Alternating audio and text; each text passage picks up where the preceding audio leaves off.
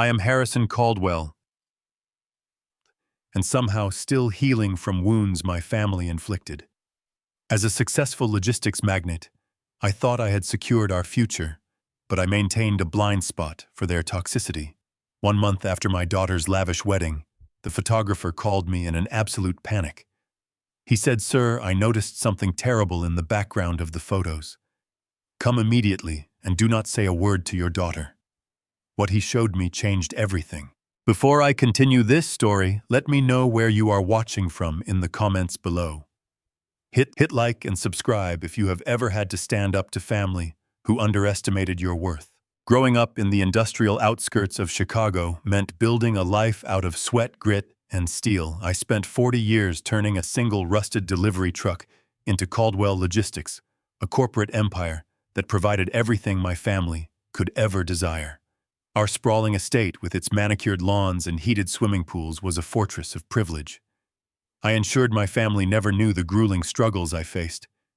But inside those expensive walls, an emotional coldness had been brewing that I was simply too busy to see. My wife Evelyn was the warm glue that held our fragile dynamic together. When she passed away 6 months prior, the house became a cavern of empty expectations and heavy silence. It was a Tuesday afternoon. I was sitting behind the massive oak desk in my corner office, rubbing my chest. For the past few weeks, I had been experiencing strange, fluttering heart palpitations. Worse than the physical pain was the mental decline. My mind felt like it was constantly wrapped in a thick, heavy fog.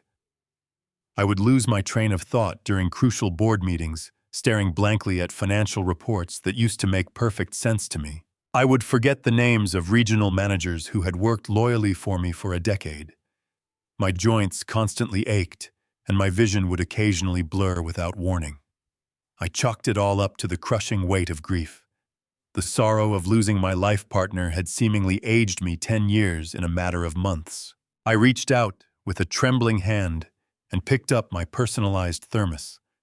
It was a sleek silver container engraved with my initials. My daughter Natalie had been brewing this specific tea for me every single morning since Evelyn died. She told me it was an imported organic holistic recipe. She said it was specifically blended to help calm my frayed nerves, ease my chronic insomnia, and support my failing heart. I took a slow sip, letting the earthy, bitter liquid coat my throat. I genuinely believed I was drinking a daughter's unwavering love and concern. I could not have been more blind. The shrill ring of my private office line shattered the quiet room.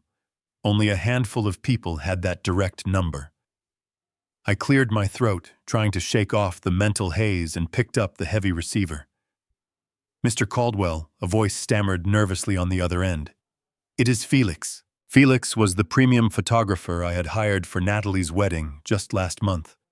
I had paid him $150,000 to capture every single moment of my only daughter's special day. He was a seasoned professional, always calm and invisible behind his lens. But right now his voice was tight with genuine panic. "Felix," I said slowly, trying to process his tone. "Is everything all right? Are the wedding albums delayed?" "Sir, I was going through the raw, unedited files from the bridal suite," he whispered, speaking quickly as if he was afraid someone might be listening to him. "I found something. I noticed something terrible in the background of a photo sequence.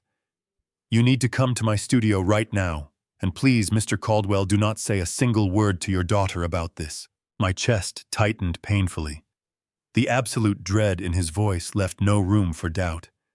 I told him I was on my way, hung up the phone, and grabbed my coat. The drive to his downtown studio took 40 minutes, but trapped in the silence of my car, it felt like hours. My mind raced through the terrible possibilities. An affair, a hidden scandal.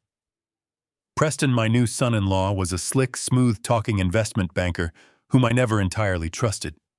He always had a hungry look in his eyes when he looked at my properties. But Natalie loved him, and a father's job is to support his daughter's happiness. I had paid for the extravagant ceremony. I had bought them a sprawling estate in the suburbs as a lavish wedding gift. I had given them the world. Since Evelyn's death, Natalie had practically moved back home to take care of me. She packed up her things and stayed in the guest room for weeks. She made my meals. She organized my schedules. She brewed that damn tea.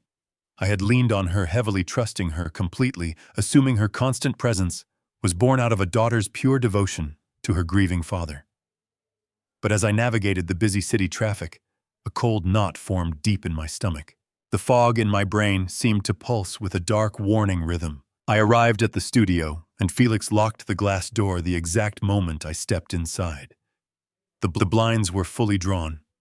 He looked pale, nervously wiping his sweaty hands on his jeans. He did not offer me coffee or pleasantries.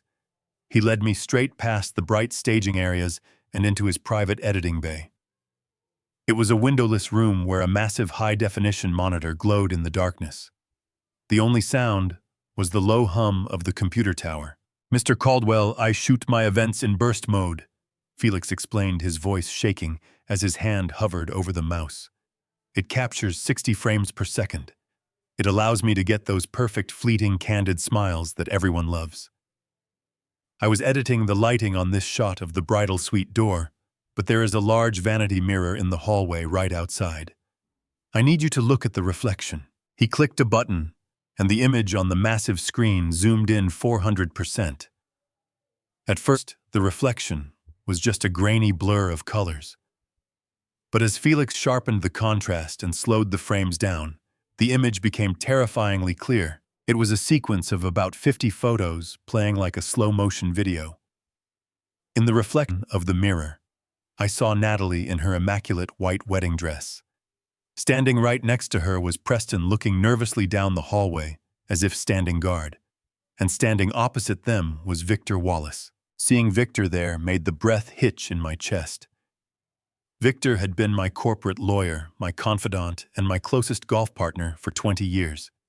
He held the master keys to my estate, my living will, and the company's multi-million-dollar legal trust.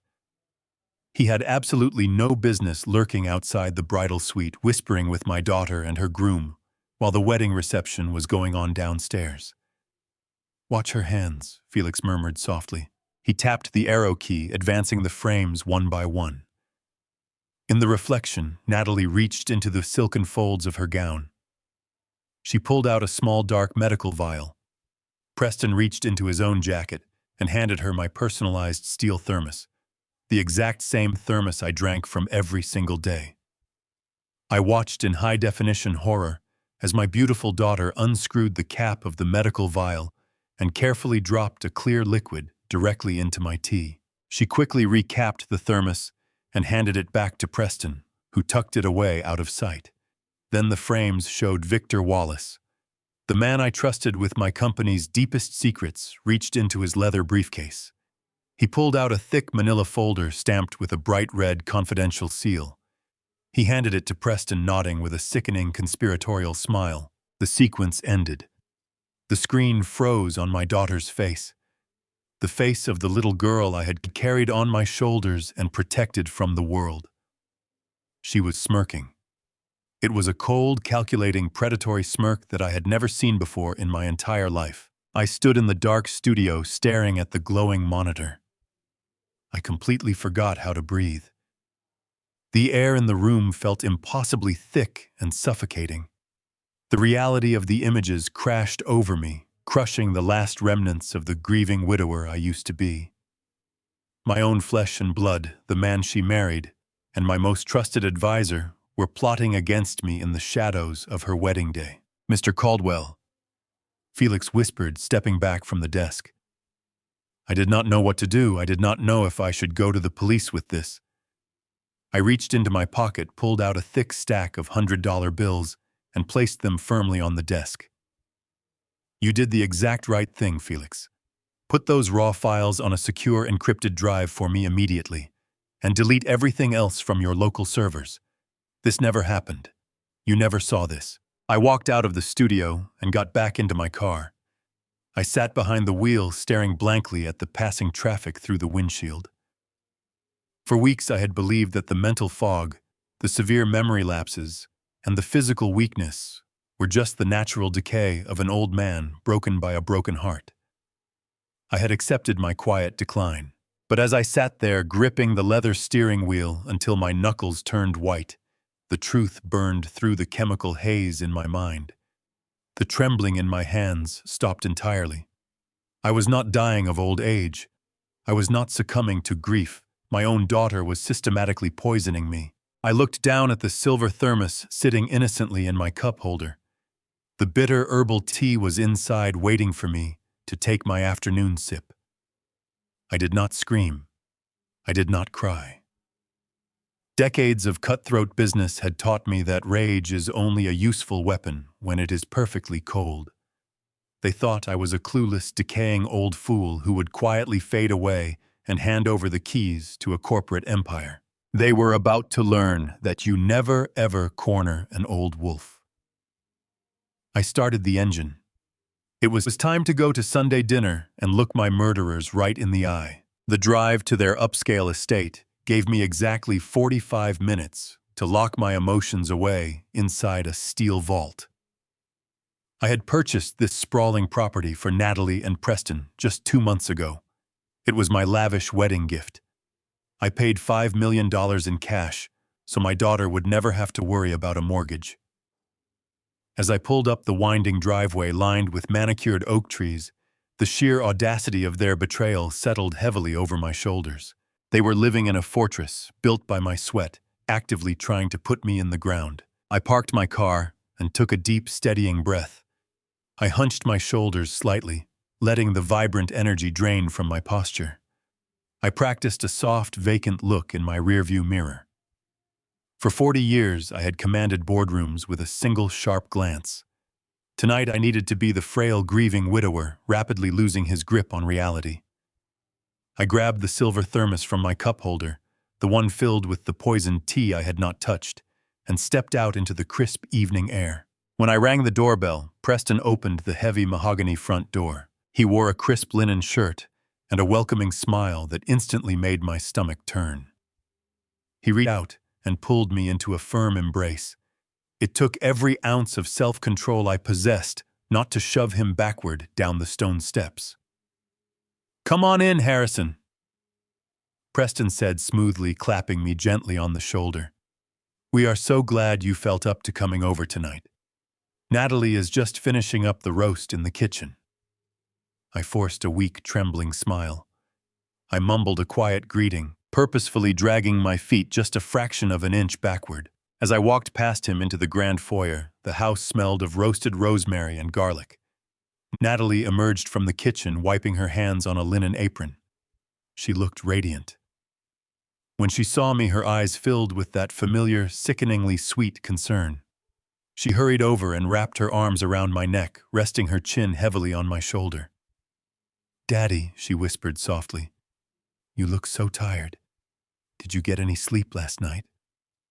I coughed softly and patted her back with a trembling hand. "Not much, sweetheart," I replied, making my voice sound hoarse, fragile, thin. "My mind just keeps wandering. I cannot seem to focus on much these days. The house feels so empty without your mother." Natalie pulled back and gave me a look of profound, manufactured pity. She gently took my coat and hung it in the closet. Preston guided me to the massive dining room table, pulling out a chair for me with exaggerated care. I sat down heavily, letting out a long, weary sigh. I placed the silver thermos directly on the polished wood of the dining table, right next to my water glass. Dinner was an exercise in psychological torture. I sat there, eating the tender roast beef, listening to my daughter and her husband talk enthusiastically about their upcoming vacation plans.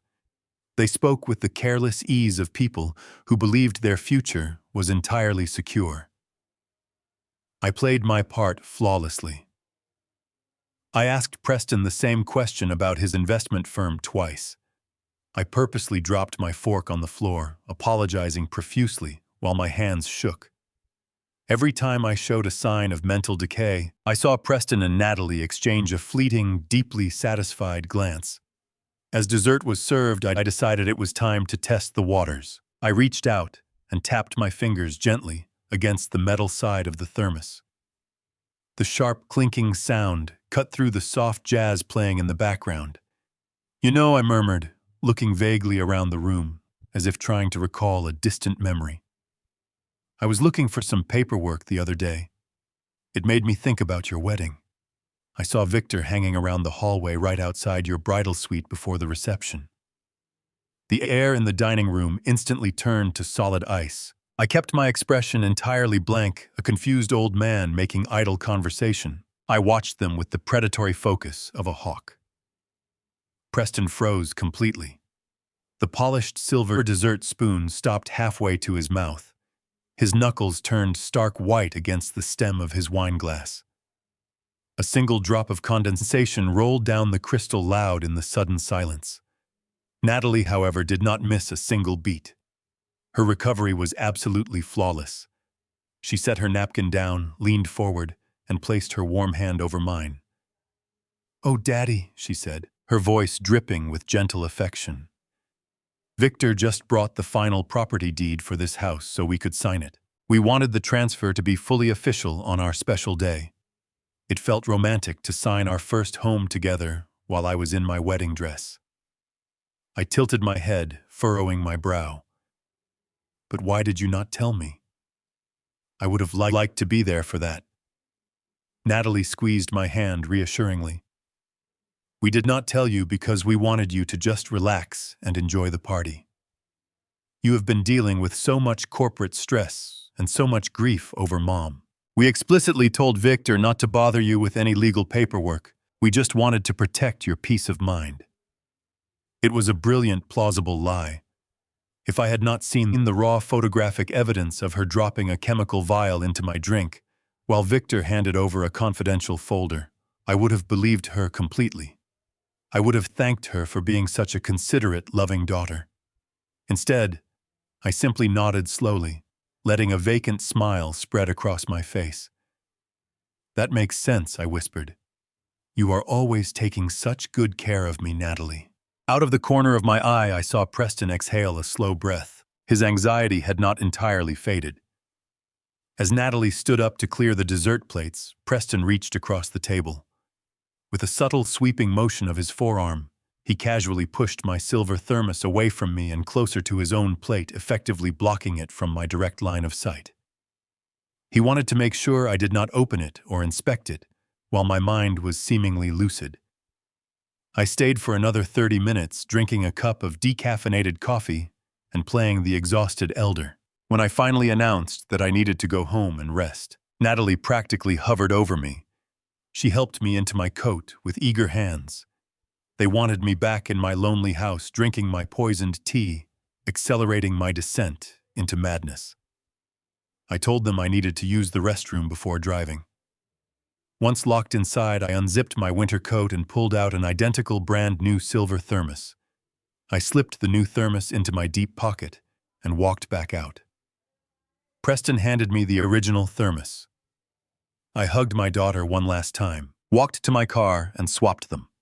Tomorrow, the toxicology lab would confirm my vengeance. The next morning, I woke up before the sun even crested the horizon. The house was dead quiet, echoing with a profound emptiness. Natalie and Preston were likely asleep in the massive estate I had purchased for them, dreaming of the day my tired heart would finally give out. I dressed in simple, unremarkable clothes, grabbed the original thermos I had swapped the night before, and slipped out the back door. I did not take my luxury sedan. Instead, I took an old, unassuming pickup truck I kept purely for hauling garden supplies. I drove across the state line into Indiana. I could not risk using any medical facility or laboratory in Illinois where my name carried weight and influence. Victor Wallace knew every doctor, judge, and laboratory technician in my usual corporate circles. I found a private, independent toxicology lab tucked away in a quiet, forgotten industrial park. I walked in, placed the silver thermos on the sterile white counter, and requested an expedited mass spectrometry analysis of the liquid inside. I used a fake name and paid $3,000 in untraceable cash to ensure absolute discretion and speed. The technician promised me results within 72 hours.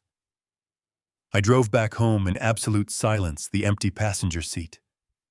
A grim reminder of how utterly alone I was in this fight. The waiting period was a slow, agonizing crawl through hell. For 3 long days, I continued to play the role of the decaying patriarch. I let Natalie brew my tea every morning, flashing her bright, devoted smile. I would take the mug to my study, lock the door, and pour the foul liquid directly down the drain. I would then splash a few drops onto the rim to make it look convincingly consumed. On the 3rd day, the burner phone I had purchased specifically for the lab results buzzed violently in my pocket. I was sitting in my leather recliner, staring out the window at Evelyn's blooming rose garden. I answered the call with a steady hand. The head toxicologist sounded deeply disturbed, his voice tight with professional concern. He asked if the sample I provided was currently being consumed by a human being. I told him it was. He strongly advised me to contact law enforcement immediately. He explained that the tea was not herbal medicine at all. It was heavily laced with a highly complex synthetic neurotoxin. It was a designer compound, something extremely difficult to acquire outside of specialized, unregulated pharmaceutical circles. He broke down the terrifying medical mechanics of the poison. Administered in small daily doses, it was perfectly designed to bypass standard blood tests and routine screenings. It slowly degraded the neural pathways, flawlessly mimicking the aggressive onset of rapid dementia, or Alzheimer's disease. Within a few short months, the victim would lose their memory, their cognitive function, and their ability to speak coherently. Once the mental collapse was absolute and complete, the toxin would begin attacking the cardiovascular system. It would inevitably trigger a massive fatal cardiac arrest.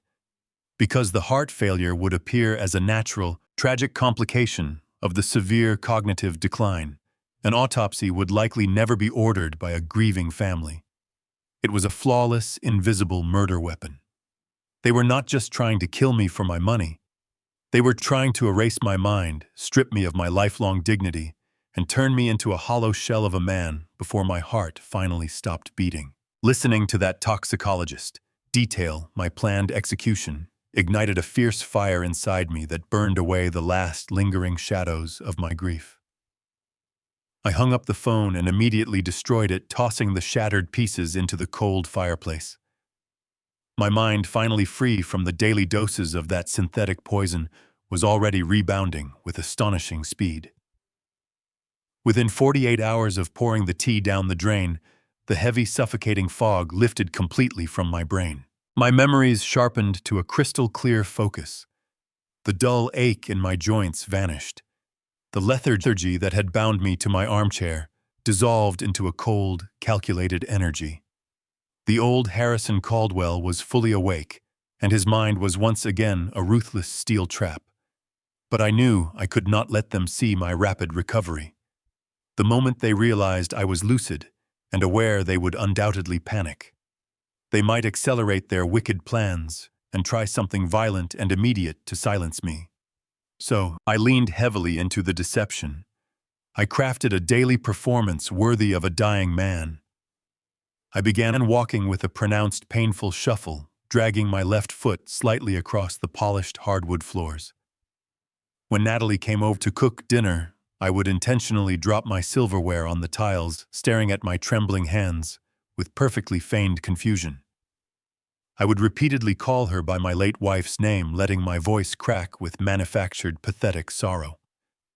Each time I did this, I saw the poorly hidden glee dancing in my daughter's eyes. She truly thought the neurotoxin was reaching its final devastating stage. I was giving her exactly what she wanted to see, lulling her into a false sense of absolute security and impending victory. But knowing the exact method of my murder was only the first step in my retaliation. I needed to understand the full scope of their conspiracy. I needed to know exactly how deep the rot went within my inner circle. I purchased a set of high-definition motion-activated micro-cameras online, having them discreetly shipped to a private post office box on the other side of town. Late one night, while the sprawling house was completely dark and silent, I began installing them. I hid one inside the ventilation grate of the main living room, another behind a row of thick encyclopedias in the library, and a third discreetly tucked into the ornate molding above my private office door. It was during this very installation process that the next crucial piece of the puzzle fell directly into my lap. I was sitting quietly at my desk, configuring the wireless network on my encrypted laptop, when my phone alerted me to sudden motion in the hallway. I pulled up the live camera feed. The front door quietly opened without a sound. It was Victor Wallace. My trusted corporate lawyer was creeping into my home in the dead of night, using a spare key that only Natalie possessed. I sat perfectly still in the pitch-black office, holding my breath as I watched the monitor. Victor slipped seamlessly into the adjacent study. He pulled a small tactical flashlight from his coat pocket and went straight for my locked filing cabinets. He knew the exact combination. He opened the heavy steel drawers and began frantically taking photographs of my private financial ledgers, my blind trust documents, and my corporate holding accounts. He did not realize that his every move was being permanently recorded on a secure cloud server. My esteemed lawyer was acting as a common thief, eagerly gathering the financial blueprints of my empire, while I supposedly slept the deep, ignorant, peaceful sleep of the truly dying. Watching Victor Wallace creep through my home in the dead of night was the final shattering of my old life. My first instinct was to walk into that study and confront him right then and there. But decades of navigating corporate warfare had taught me that you never strike a snake until you know where the rest of the nest is hiding. I could not simply fire Victor. He was far too deeply embedded in the legal architecture of Caldwell Logistics. As the primary corporate counsel, he possessed the unilateral power to lock down the company assets in a protracted legal dispute if he suspected I was moving against him. I needed to know the exact depth of his treason. The next morning, I reached out to a ghost contractor named Silas. Silas was a former intelligence operative who specialized in highly discreet corporate espionage. I met him in a crowded diner on the edge of town and paid him a small fortune in untraceable cash. I gave him the keys to Natalie and Preston's sprawling estate and the security codes for Victor's downtown law firm. I told Silas I needed absolute total surveillance. Within 24 hours, Silas had flawlessly wired both properties with military-grade listening devices and encrypted audio transmitters. He handed me a secure receiver and disappeared without a trace. That night, I drove my unassuming pickup truck out to a lonely stretch of gravel road that overlooked the glittering city skyline. I parked in the absolute darkness, plugged the encrypted receiver into my dashboard, and put on the heavy headphones. For the first few hours, I listened to nothing but the mundane sounds of domestic life. I heard the clinking of dishes and the dull hum of a television. But just past midnight, the secure line to Victor's office clicked active. I had initiated a private conference call with Preston and Natalie. I sat perfectly still in the freezing cab of my truck, my breath pluming in the cold air, and listened as my own family casually dismantled my entire existence. Preston was in a state of absolute sheer panic. I could hear him pacing frantically across the hardwood floor of his living room. He confessed to Victor that the offshore gambling syndicate he had been secretly dealing with had just issued a final non-negotiable deadline. The total debt was an unfathomable $8 million. Preston was sobbing, his voice cracking with genuine terror. He told Victor that the men he owed this money to did not send collection letters or polite warnings. They sent professional killers to collect their debts. Preston was begging for a timeline, terrified that his life was about to end if the funds were not secured immediately. Then Natalie spoke. Her voice came through the audio feed with a chilling, metallic calmness. It was entirely devoid of any warmth or daughterly affection. She sounded like a ruthless predator cornering a wounded animal. She told Preston to calm down and stop acting like a coward. She then outlined the final phase of their operation with terrifying precision. The daily doses of the synthetic neurotoxin had theoretically done their job. I had been playing the role of the confused, declining patriarch so flawlessly that they genuinely believed my mind was completely gone. Natalie proudly announced that she had scheduled a private emergency welfare check with a high-profile neurologist named Dr. Evans. They had already paid Dr. Evans a staggering cash bribe to visit my home and definitively diagnose me with severe, irreversible dementia. Dr. Evans was going to sign a sworn medical affidavit declaring that I was entirely incapable of managing my own affairs. With that fraudulent medical document in hand, Natalie planned to rush straight to a friendly judge and secure full emergency conservatorship over me and my entire estate. Once she had legal control of my life, the real theft would begin. Natalie explained that she would immediately liquidate the secondary assets of Caldwell Logistics, bypass the board of directors, and wire the $8 million to the offshore syndicate to save Preston. After the debt was settled, they would distribute a 15% cut directly into Victor's hidden offshore accounts as a reward for pushing the dirty paperwork through the legal system without raising any red flags. Finally, they planned to sedate me heavily and lock me away in a high-security care facility where I would spend the rest of my days staring blankly at a wall, completely unable to stop them from draining my empire dry. I gripped the leather steering wheel so hard my hands cramped. I was listening to my only daughter calculate the exact price of my freedom. She was willing to condemn me to a living death just to cover the mistakes of her greedy, reckless husband. I felt a cold, dark void open up inside my chest where my fatherly love used to reside. The grief of losing Evelyn had nearly broken me, but this profound betrayal completely remade me. I was no longer a grieving widower. I was a man fighting for his very survival. I glanced at the digital clock on my dashboard as I listened to Natalie confirm the neurologist appointment time.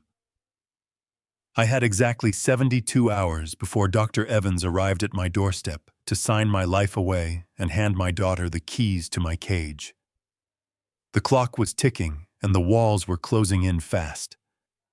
If I went to the police with just an audio recording and a lab report, Victor would immediately drag the case into a bureaucratic nightmare. He would use my corporate funds to hire a massive legal team, claiming the audio was illegally obtained and that I was simply a paranoid old man suffering from delusions. I could not fight them in a standard courtroom. I had to legally outmaneuver a room full of vipers without letting them know I possessed the antidote to their poison. I needed to build a fortress around my assets that no corrupt doctor or compromised lawyer could penetrate. I needed a legal mechanism so ironclad it would neutralize a conservatorship before the ink dried on the judge's order. I took the heavy headphones off. The city lights below me sparkled with a cold, indifferent beauty. I had spent 40 years building Caldwell Logistics, crushing ruthless competitors. My family thought my age and my grief had made me weak. They had completely forgotten the ruthless predator I had to be to build the empire they were now trying to steal. I started the engine, the deep rumble breaking the silent night. I knew exactly what to do. I had to strip them of their prize before they even realized the game had changed.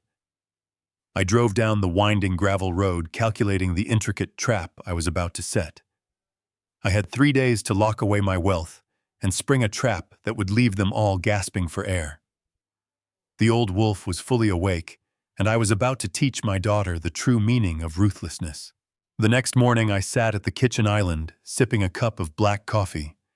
I had poured Natalie's poisoned tea down the drain moments before she walked into the room. She was wearing her athletic clothes, a picture of vibrant youth and health, completely juxtaposed against my stooped posture. I let my hands tremble as I set my mug down on the granite countertop. I looked up at her with red, tired eyes. I told her that my mind was feeling heavier than usual. I said the grief over Evelyn was finally becoming too much for me to bear alone in this big, empty house.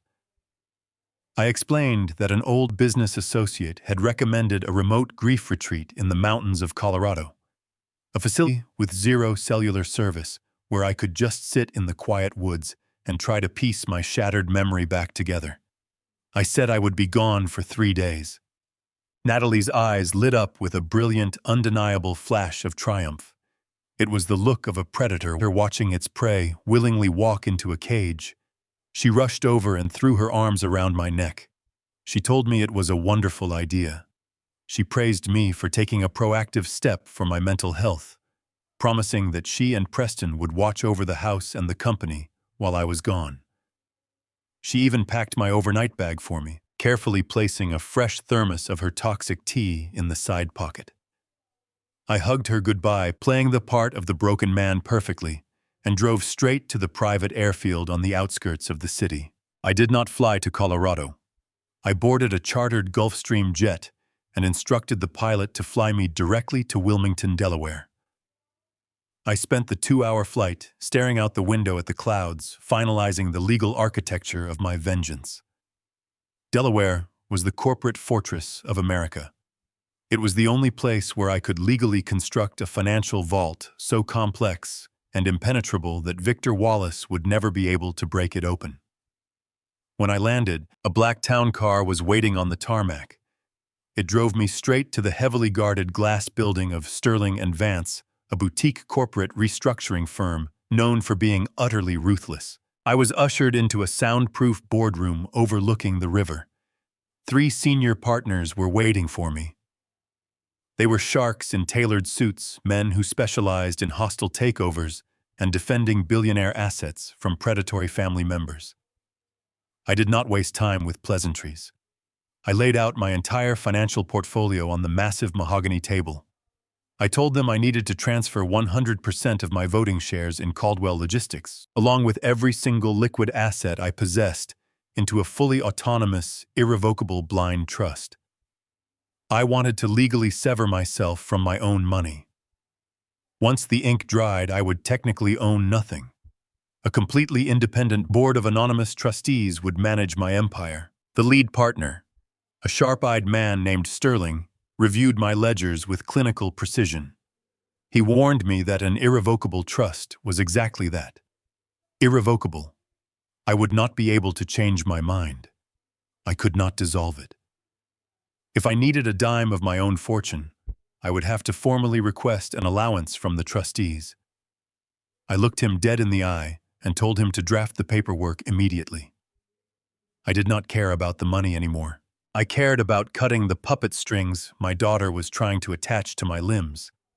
But a simple trust was not enough to stop the conservatorship plan. I needed a weapon. I needed a poison pill. I instructed Sterling to draft a highly specific, highly volatile contingency clause into the bedrock of the trust. It was a self-destruct mechanism designed exclusively for Victor and Preston. The clause explicitly stated that if I, Harrison Caldwell, was ever officially declared medically incompetent by any physician, or if any family member attempted to secure a legal conservatorship over my person, the trust would instantly trigger a total corporate lockdown. The board of directors at Caldwell Logistics would be immediately and permanently dissolved. Further, the clause mandated that a team of aggressive federal auditors would immediately assume operational control of the company, and all corporate assets would be entirely frozen for a minimum of 10 years. Sterling paused, lowering his gold pen. He warned me that triggering such a clause would paralyze my life's work. It would essentially put my empire into a forced coma. I told him a coma was vastly preferable to letting parasites feast on the corpse. If Natalie and Victor successfully obtained their fraudulent dementia diagnosis, they would not find a multi-million-dollar piggy bank waiting for them. They would find a financial nuclear wasteland. They would be locked out, penniless, and trapped beneath the crushing weight of a decade-long federal audit. The offshore gambling syndicate would not care about a locked trust. They would want their $8 million from Preston, and they would come to collect. I spent 6 hours signing stacks of dense legal documents. By the time I walked out of that glass building, the sun was setting, casting long, dark shadows across the Delaware River. I was technically a poor man on paper, but I had never felt more powerful. My empire was safe behind a wall of titanium legalese. I flew back to Chicago that same night, slipping into the city completely unnoticed. I did not return to my sprawling, empty mansion. I drove my old pickup truck to the gravel road overlooking the city skyline, parked in the shadows, and plugged my encrypted receiver into the dashboard. I put the heavy headphones over my ears and waited.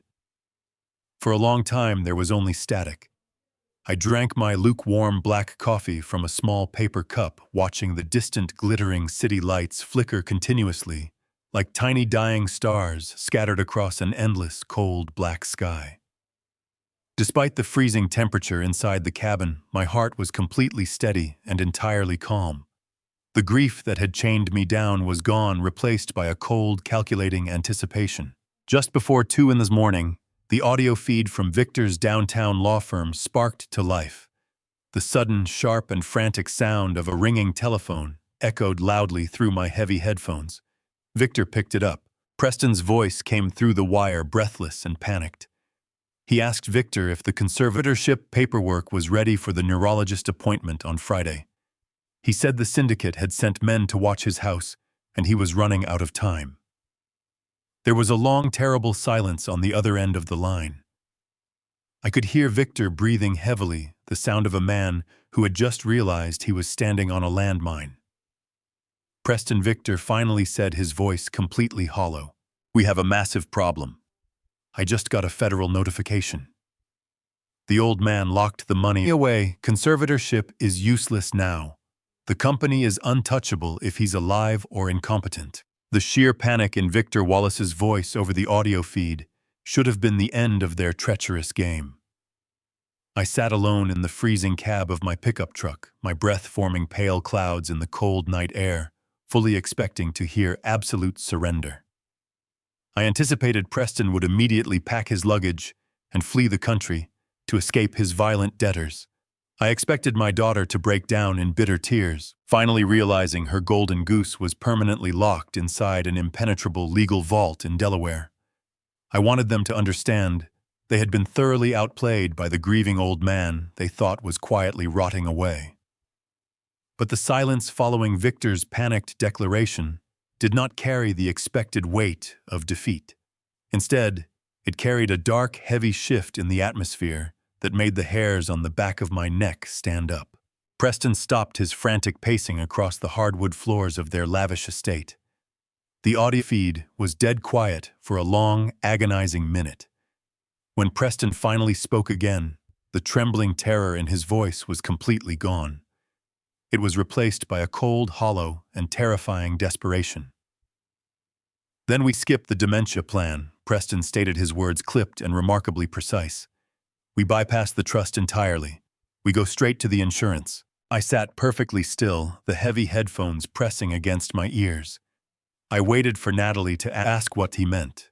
I waited for my daughter to show a single shred of humanity, to draw a definitive moral line in the sand she would not cross. Instead, I heard the soft, casual clinking of ice in a crystal glass. She took a slow sip of a drink. Her voice was steady and devoid of emotion. "You mean the corporate key man policy," she replied. It was not a question. It was a cold, calculated agreement to pivot their strategy from theft to outright murder. They began discussing the financial safety net I established over a decade ago. It was a $50 million key man life insurance policy. I originally structured this policy to protect the logistics company and provide for my family in the highly unlikely event of my sudden death. Because it was a direct life insurance payout, the massive funds were completely untethered from standard corporate assets. The blind trust I just set up in Delaware did not control this policy. If I died in a tragic accident, the $50 million would bypass the entire board of directors and pay out directly to Natalie, who was listed as my sole primary beneficiary. The staggering amount of money would be hers, free and clear of any corporate restructuring rules or federal audits. Preston explained the brutal math with a sickening sense of growing excitement. $50 million was more than enough to pay off the offshore syndicate he owed money to. It was enough to silence Victor with his promised percentage, and it would still leave Preston and Natalie with a vast fortune to start their lives over somewhere else. But they had a major logistical problem. The insurance company would only pay out quickly and without a corporate investigation if my death appeared absolutely natural or purely accidental. If insurance investigators ordered a full autopsy, and found the synthetic neurotoxin currently building up in my blood. The massive policy would be instantly voided. The authorities would quickly connect the dots, and my daughter and her husband would go to federal prison for premeditated murder. They needed a clean, instantaneous kill.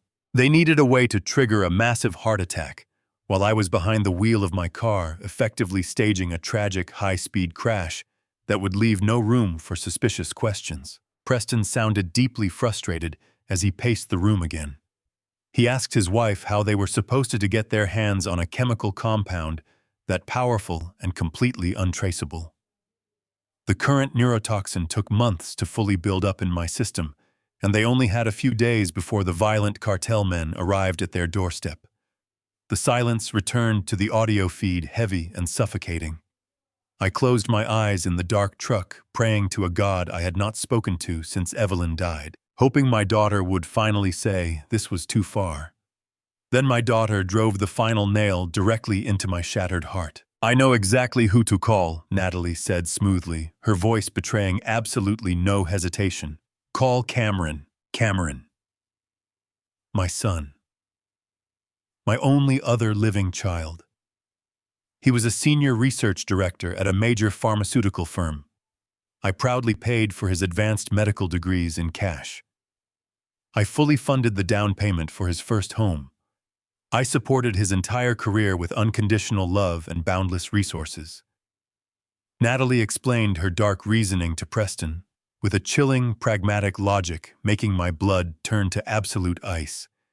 Cameron recently made a series of terrible high-risk financial investments. I was currently drowning in underwater mortgages and was secretly on the verge of a total humiliating bankruptcy.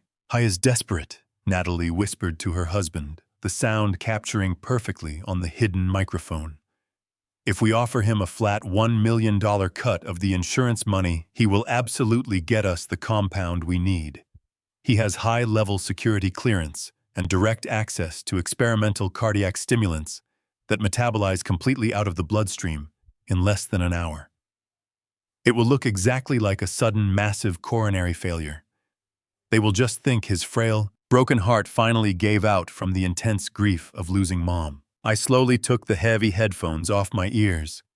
I let them fall onto the worn passenger seat of my truck. The freezing night air outside the cabin suddenly felt warm compared to the terrifying ice running through my veins. Both of my children. My entire family legacy. The young boy I patiently taught to throw a baseball in our backyard. The beautiful girl I proudly walked down the church aisle just 1 month ago.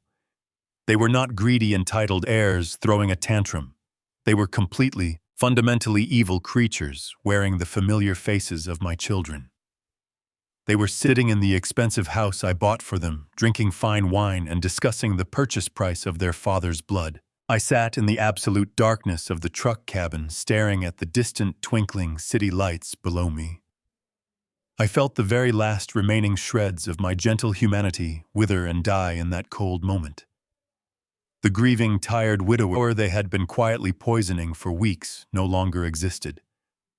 I was no longer a loving father trying to protect his children from the harsh realities of the unforgiving world. I was a highly valuable target, surrounded on all sides by ruthless predators who shared my last name. They thought they were the clever hunters in this scenario. They were about to find out exactly what happens when you try to hunt a monster in the dark. The morning sun pierced through the windshield of my old pickup truck, casting long, harsh shadows across the dashboard. I had not slept a single wink. My body was stiff from sitting in the freezing cabin all night, but my mind was operating with a terrifying razor-sharp clarity. I unplugged the encrypted receiver and tucked it safely under the passenger seat. The audio feed from Victor Wallace's downtown law firm had given me all the horrifying information I needed, but there was still one loose end I had to verify with my own 2 eyes. I had to know if my son was truly willing to participate in my murder, or if Natalie was simply boasting about his financial desperation. I needed to look Cameron in the face and give him one final definitive chance to be a son rather than a monster. I pulled out onto the empty highway and began the hour-long drive to his affluent suburban neighborhood. As the miles rolled by, my mind flooded with memories of him as a young boy. I remembered teaching him how to ride a bicycle in the park, holding onto the back of his seat until he found his balance.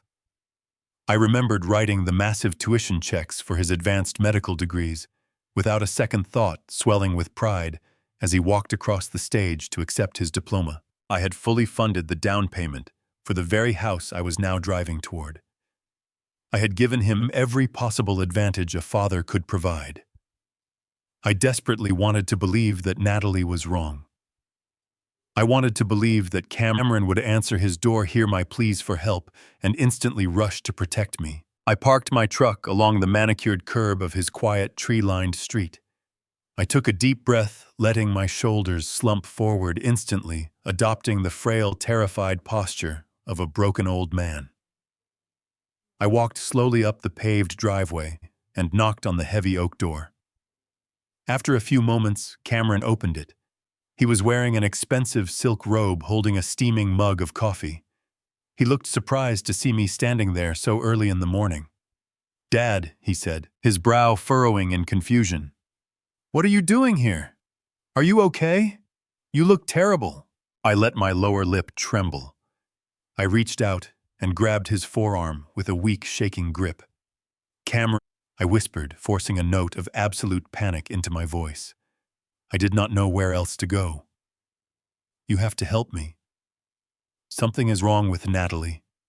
She is acting so strange and I am scared. I think she is putting something in my tea. My memory is slipping, and Preston keeps looking at me like I am already dead. I need you to help me, son. Please." For a fraction of a second, I saw a flicker of something dark and calculating cross his face. It was not concern. It was not shock. It was the swift mechanical assessment of a man calculating a sudden shift in variables. Then just as quickly, the mask of the loving son fell perfectly into place. He wrapped his arms around me and pulled me into a tight, comforting hug. He patted my back soothingly, just as Natalie had done the night before. "Oh, Dad," he murmured softly, his voice dripping with condescending sympathy. "You are just exhausted. The grief is playing terrible tricks on your mind. Natalie loves you more than anything. Nobody is trying to hurt you. You are just being paranoid because you miss Mom so much. Come inside and sit down. You are shaking. Let me get you something to calm your nerves." He guided me into his spacious, sunlit kitchen and helped me sit on a tall leather stool at the marble island. He turned his back to me, walking over to the custom refrigerator to pour a glass of filtered water. As he reached up into this cabinet to retrieve a glass, I silently slipped my hand into my coat pocket. Before driving here, I had stopped at a local pharmacy and purchased a specialized rapid response testing strip designed to detect heavy sedatives and central nervous system depressants. I kept it concealed in the palm of my hand. Cameron walked back over and set the glass of water gently in front of me. "Drink this, Dad," he said with a warm, reassuring smile. "It will help you settle down. I have a mild over-the-counter relaxant I can give you too. It will help clear that fog in your head.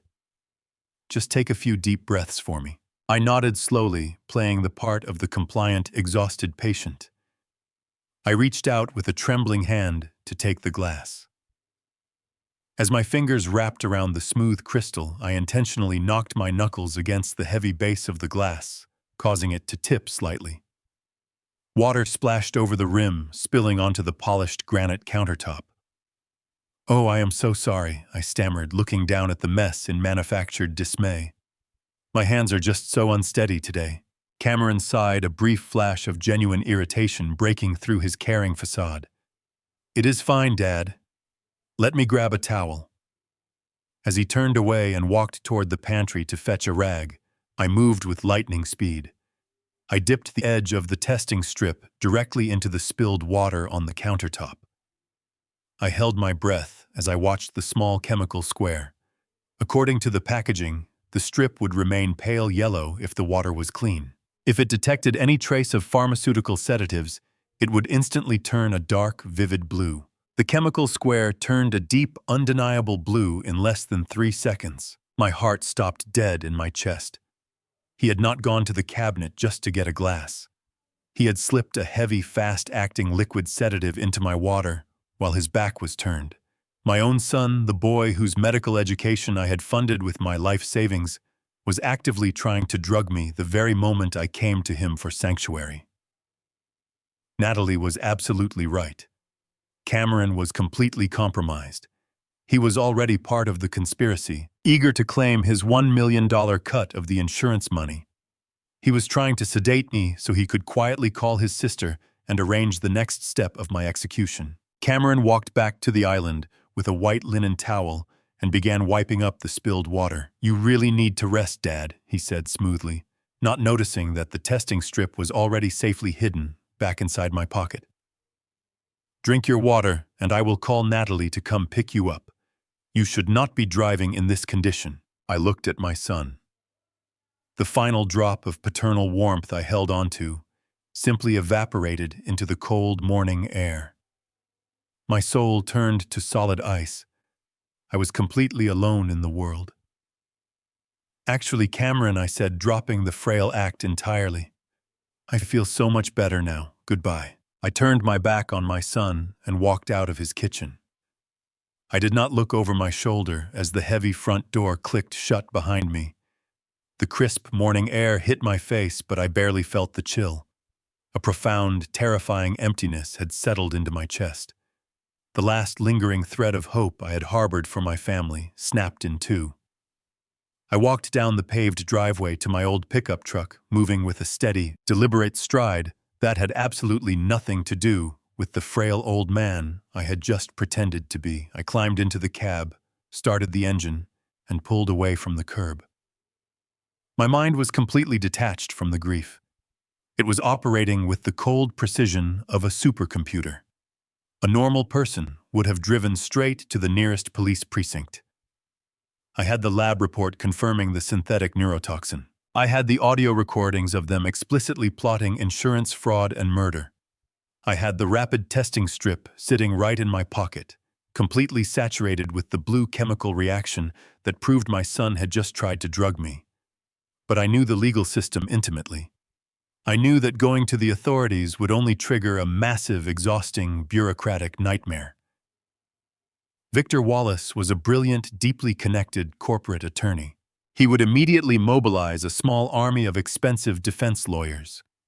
They would argue the audio recordings were illegally obtained and inadmissible. They would claim the lab report was fabricated. They would drag the proceedings out for years, draining my corporate assets to fund their own legal defense. A simple arrest was not enough. Prison time was not enough. I did not just want to see them behind bars. I wanted to utterly destroy them. I wanted to strip them of their wealth, their reputations, and their futures. I wanted them to feel the exact same terror and helplessness they had casually planned for me. I needed a battlefield where I controlled every single variable. I could not execute my plan in Chicago where they had connections, resources, and the home field advantage. I needed total isolation. As I drove down the interstate, the perfect location materialized in my mind. 20 years ago, Evelyn and I had purchased a sprawling rustic hunting cabin deep in the dense forests of upstate New York. It was located miles away from the nearest paved road. It was a beautiful, isolated sanctuary surrounded by towering pines and a silent, glassy lake.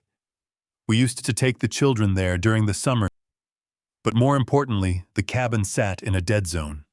There was absolutely zero cellular service for miles in any direction. The only way to communicate with the outside world was through a hardwired landline that I personally controlled. It was the perfect cage.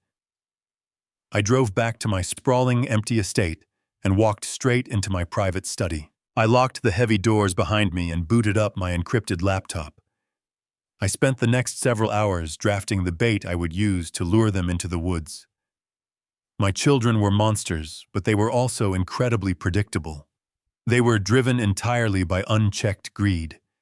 If I dangled a piece of meat large enough, they would blindly walk right into the jaws of a trap without asking a single question. I opened a secure document and began typing up a series of highly complex financial transfers. I needed them to believe I was handing over the keys to a hidden kingdom. When the documents were perfectly formatted, I picked up my phone. I dialed Natalie and Preston first. I cleared my throat, forcing a harsh, painful rasp into my voice. When Natalie answered, she sounded breathless, likely anxious about my sudden departure from Cameron's house earlier that morning. "Natalie," I whispered, letting the phone shake slightly against my ear. "I am so sorry to call you like this. My mind is just failing me so fast. The fog is getting thicker every single day. I do not think I have much time left before I lose myself completely." I heard a sharp intake of breath on the other end of the line. I knew she was smiling. "Oh, Daddy," she cooed softly, "please do not say that. We are going to get you the best medical help in the world." I ignored her sickening sympathy and pressed forward. "No, sweetheart."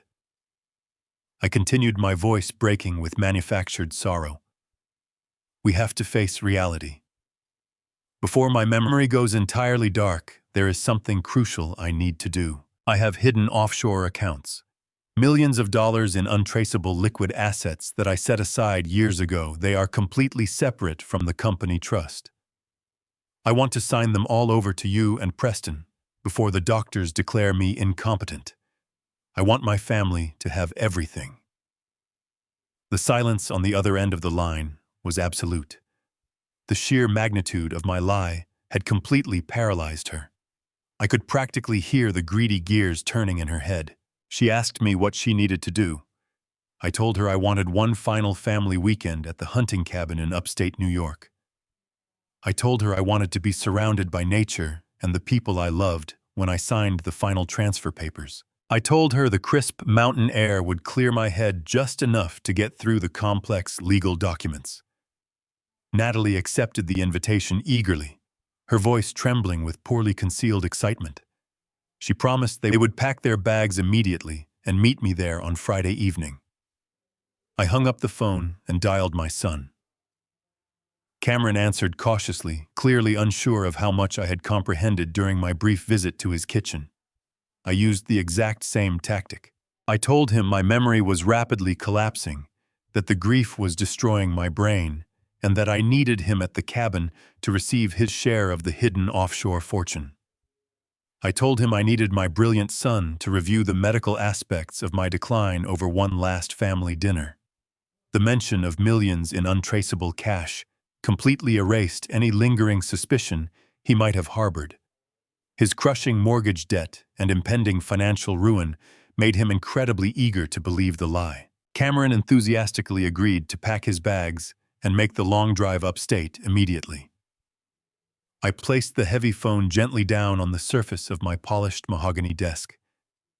The trap was officially set. My treacherous children and my cunning son-in-law were willingly driving out into the isolated wilderness, completely blinded by their own relentless greed and arrogance. They genuinely believed they were traveling to a beautifully remote location to casually collect a massive, untraceable secret fortune from a dying, clueless old man. They thought the long weekend would quietly end with my tragic, chemically induced heart attack. They had absolutely no idea they were willingly walking directly into an inescapable, highly fortified prison built by their own father. I would ensure they never saw the outside world again. The very next morning, I packed a single duffel bag and left my sprawling estate behind. I did not tell anyone my exact departure time. I simply got into my truck and began the long, quiet drive to the isolated hunting cabin in upstate New York. I needed a significant head start. I had exactly 3 days to transform a place of fond childhood memories into an inescapable fortress. But I was a logistics magnate. Organizing complex operations and mobilizing resources with absolute precision was the very foundation of my empire.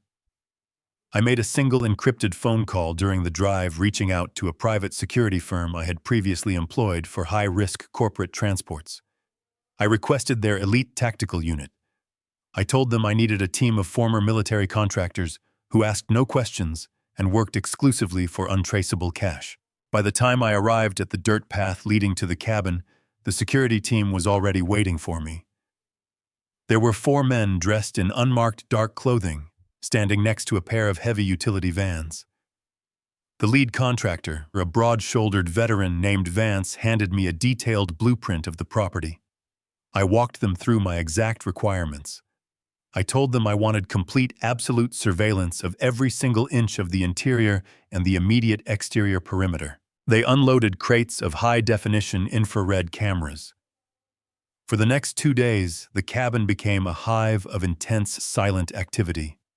The contractors wired the ultra-high-resolution cameras into the corners of the living room, the kitchen, the hallways, and most importantly, the main guest bedroom where my treacherous family would be sleeping.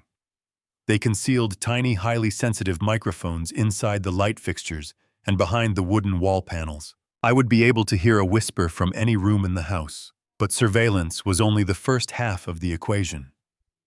I needed absolute physical control over the environment. I instructed Vance and his team to replace every single lock on the heavy wooden doors with remotely controlled biometric deadbolts. These were solid steel mechanisms designed to withstand extreme blunt force. They could only be engaged or disengaged from a central command console that I alone possessed. They installed thick, motorized steel shutters over the cabin windows, painting them to perfectly match the rustic wood exterior. Once those shutters dropped, the cabin would become completely sealed off from the outside world. There would be no escape, no breaking of glass, and absolutely no way out. The contractors worked with a chilling mechanical efficiency. By Thursday evening, they had finished the installation. Vance handed me a master control tablet, demonstrated how to trigger the lockdown sequence, and quietly drove away into the falling darkness. I was left completely alone in the silent, heavily fortified woods. With the physical trap successfully armed and fully operational, I turned my attention to the psychological snare. The security system was designed to trap their bodies, but I needed a mechanism to utterly destroy their futures. I sat down at the heavy oak dining table in the center of the cabin, opening my laptop. The single bulb overhead cast long, deep shadows across the polished wood. I spent the entire night meticulously drafting the legal paperwork that would serve as the ultimate bait. I formatted the pages to look exactly like standard high-value, offshore inheritance transfers. I used official-looking fonts, complex financial terminology, and stamped them with the authentic seals of my corporate holding companies. To the untrained, greedy eye, they looked like the golden tickets to an unbelievable fortune. They looked like the keys to a kingdom of untraceable wealth. But buried deep within the dense, convoluted paragraphs of legal jargon was a lethal corporate poison pill. It was a binding personal debt assumption clause. 40 years of building Caldwell Logistics meant I knew exactly how to leverage corporate debt. The company currently carried a massive $20 million operational loan from a consortium of aggressive international banks. This was standard leverage for expanding our warehouse infrastructure, perfectly manageable for a thriving corporation. But the clause I was burying in these documents legally transferred the personal liability for that entire $20 million debt directly onto whoever signed the recipient line. By putting their signatures on these specific pages, Natalie, Preston, and Cameron would formally strip the corporate protection away from the debt. They would legally guarantee the massive loan with their own personal assets, their homes, their cars, and their future earnings. They would become personally responsible for paying back $20 million to a group of bankers who did not accept apologies or excuses. I pored over the documents for hours, refining the language, until the trap was completely invisible to anyone blinded by the prospect of sudden, unearned wealth. My children were not legal scholars. They were arrogant, impatient, and desperately greedy. Preston was drowning in terrifying syndicate debt, and Cameron was on the verge of a humiliating personal bankruptcy. Natalie simply wanted the power and the lifestyle she believed she fundamentally deserved. They would see the large, bold numbers at the top of the pages, the ones indicating the fake offshore balances, and their minds would simply stop reading. They would never bother to comb through the microscopic text on page 14, where the true devastating nature of the agreement resided. They would sign their names with eager, trembling hands, thinking they had finally won the grand prize. They would unknowingly wrap a $20 million anchor completely around their own necks and throw themselves into the deepest part of the ocean. I printed the crisp, thick stack of documents on a portable laser printer I had brought with me. I organized the pages with absolute precision. Every single sheet was perfectly aligned, forming a devastating contractual weapon that would legally bind them to my massive corporate debts without triggering even the very slightest hint of any suspicion.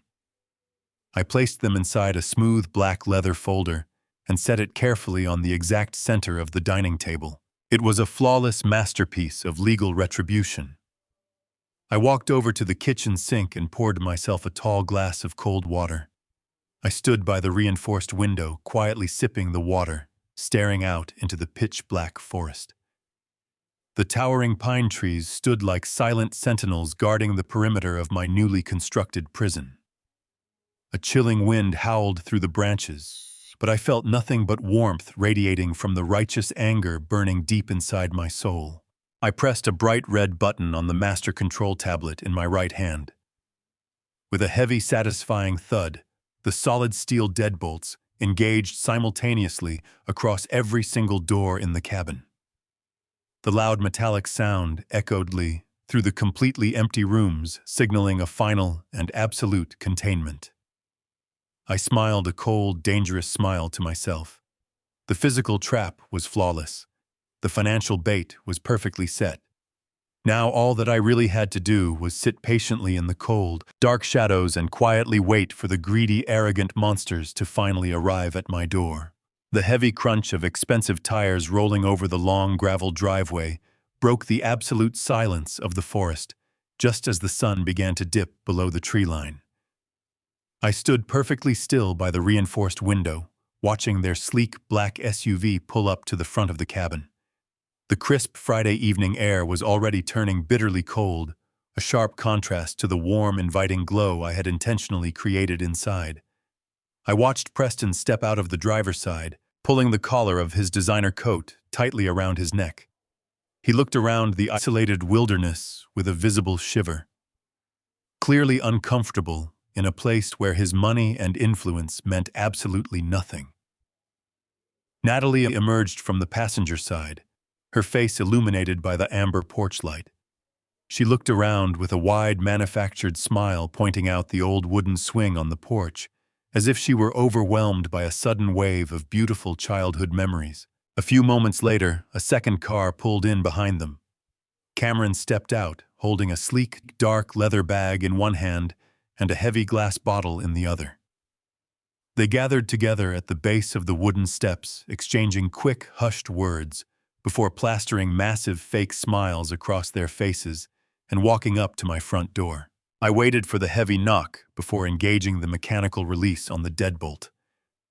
I pulled the heavy oak door open, letting my shoulders instantly slump forward to project the image of a profoundly exhausted, fading old man. Natalie was the first to rush forward. She wrapped her arms around my neck, breathing in the scent of my wool sweater, performing the role of the devoted, worried daughter with a terrifying perfection. "Daddy," she whispered, her voice dripping with artificial warmth, "I am so glad we are all here together. It feels exactly like the old days." I patted her back with a weak, trembling hand, forcing a hollow, raspy cough from my chest. "Yes, sweetheart," I murmured, looking blankly past her shoulder. "Just like the old days." Preston stepped forward next, extending a firm hand that I grasped with intentional, pathetic weakness. He smiled down at me, his eyes quickly scanning the dimly lit cabin interior, silently calculating the value of the rustic antiques and the isolation of the property. Finally, Cameron approached. He offered me a gentle, reassuring hug, carefully avoiding making direct eye contact with me for more than a fleeting second. "Look what I brought," Dad, Cameron said, lifting the heavy glass bottle to the light. It is a bottle of Macallan 25-year-old single malt scotch. I know it has always been your absolute favorite. I figured we could open it tonight after dinner and celebrate this beautiful family getaway. I stared at the amber liquid sloshing gently inside the crystal bottle. I knew exactly what that expensive gift truly was. It was the delivery mechanism for the lethal, fast-acting cardiac stimulant they had discussed over the wiretapped phone call. He had laced my favorite luxury scotch with the untraceable pharmaceutical compound that was specifically designed to stop my heart in the middle of the night. I looked up at my son, letting my eyes water with what appeared to be overwhelming paternal gratitude. "Thank you, Cameron," I whispered, my voice cracking perfectly on the last syllable. "You are always so thoughtful. You have always been such a good boy." I watched the muscles in his jaw tighten briefly. The only physical betrayal of the immense guilt he was aggressively burying deep down inside his hollow soul. They ushered me into the living room, treating me as if my bones were made of fragile glass. Natalie immediately took charge of the kitchen, loudly bustling about with the groceries they had brought from the city. She filled the cabin with the comforting smells of roasting chicken and seasoned vegetables, creating a domestic illusion that was as flawless as it was deeply disturbing. Preston paced nervously around the perimeter of the room, casually inspecting the thick wooden window frames and the heavy doors, entirely unaware that the newly installed steel shutters were secretly waiting to trap him inside. Cameron sat on the leather sofa opposite my armchair, making awkward, stilted conversation about the weather and the traffic on the interstate. I responded with delayed, confused answers. I would trail off in the middle of my sentences, staring blankly at the crackling fire in the stone hearth, pretending my mind was simply slipping away into a dark, unrecoverable void.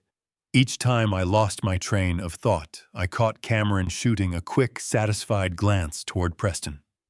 They were utterly convinced that the daily doses of the neurotoxin had successfully destroyed the last remaining pillars of my cognitive function.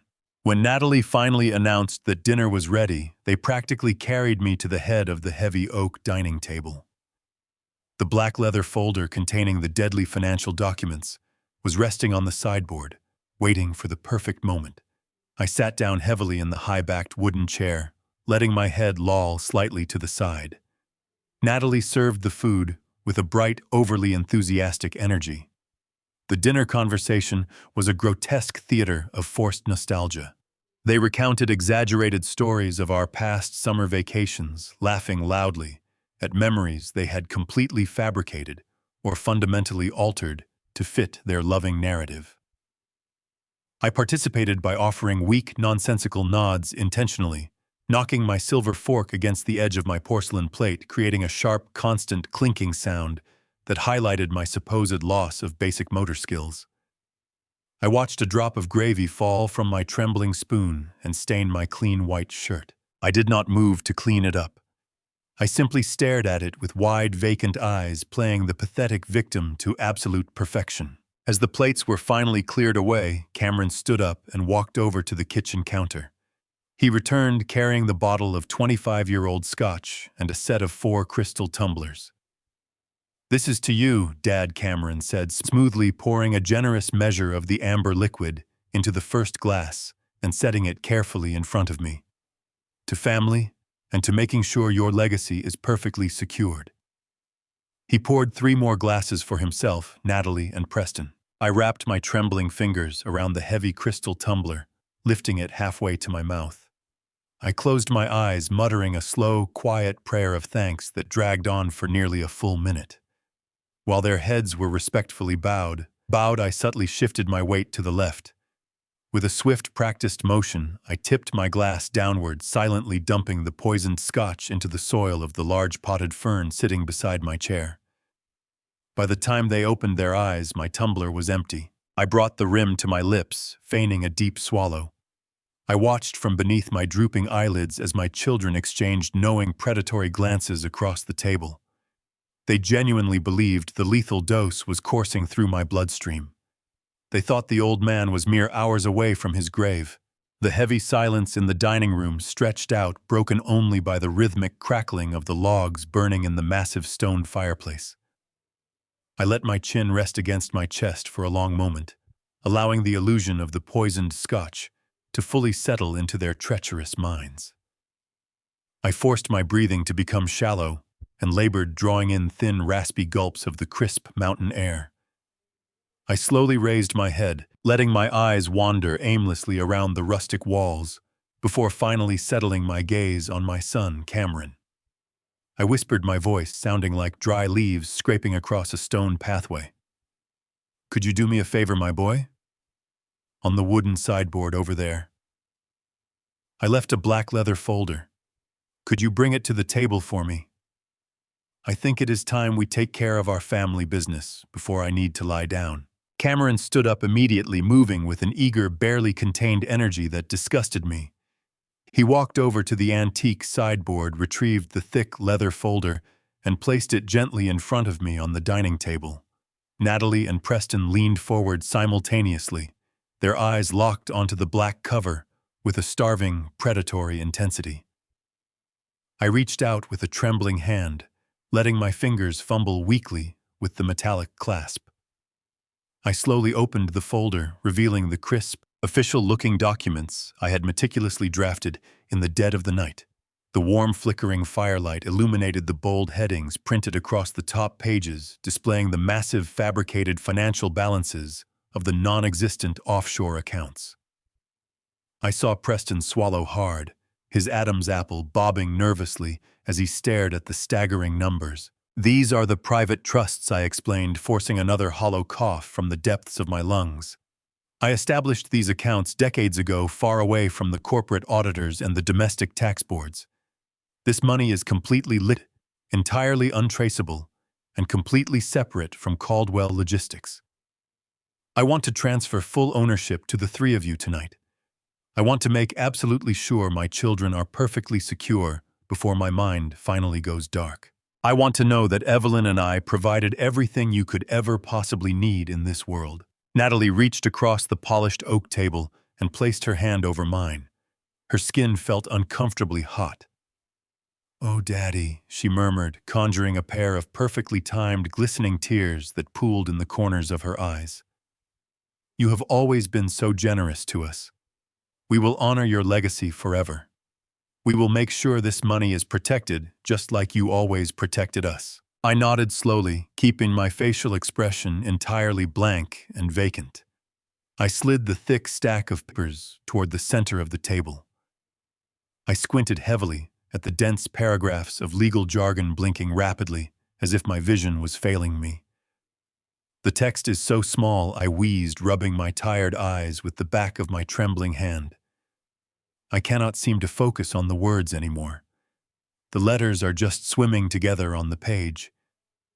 I looked up at Preston, projecting the image of a helpless, deeply confused patriarch. "Just point to where I signed to give you the offshore accounts," I whispered softly. "Just show an old man where to put his name so we can be done with this exhausting paperwork." Preston did not hesitate for a single fraction of a second. He smoothly reached into the inner breast pocket of his tailored jacket and produced an expensive silver fountain pen. He uncapped it with a swift, practiced motion and leaned over the documents. He did exactly what I knew he would do. He completely ignored the microscopic text buried on page 14. He did not bother to scan the liability clauses or the intricate corporate restructuring parameters. He was completely blinded by the desperate, suffocating pressure of his $8 million syndicate debt. He flipped directly to the final signature pages, flattening the thick paper against the oak table with a firm, eager hand. "Right here, Harrison," Preston said, his voice remarkably steady, despite the greedy excitement radiating from his pores. "You just need to sign as the primary grantor on these 3 lines. Then Natalie, Cameron, and I will sign the recipient lines below to legally accept the transfers and finalize the offshore transition." He placed the heavy silver pen into my unsteady hand. I gripped the pen awkwardly, letting the nib scratch roughly against the paper. I slowly signed my name 3 times intentionally, making my signature look jagged, weak, and deteriorating. I pushed the documents back toward them. "Now it is your turn," I murmured, letting my head sink back against the wooden chair. "Make it official so I can finally rest." Preston was the first to sign. He pressed the pen down with a fierce, absolute determination, signing his full legal name on the recipient line. He exhaled a long, heavy breath as he finished, clearly believing he had just erased his massive gambling debts and secured his physical survival. He handed the pen to Natalie.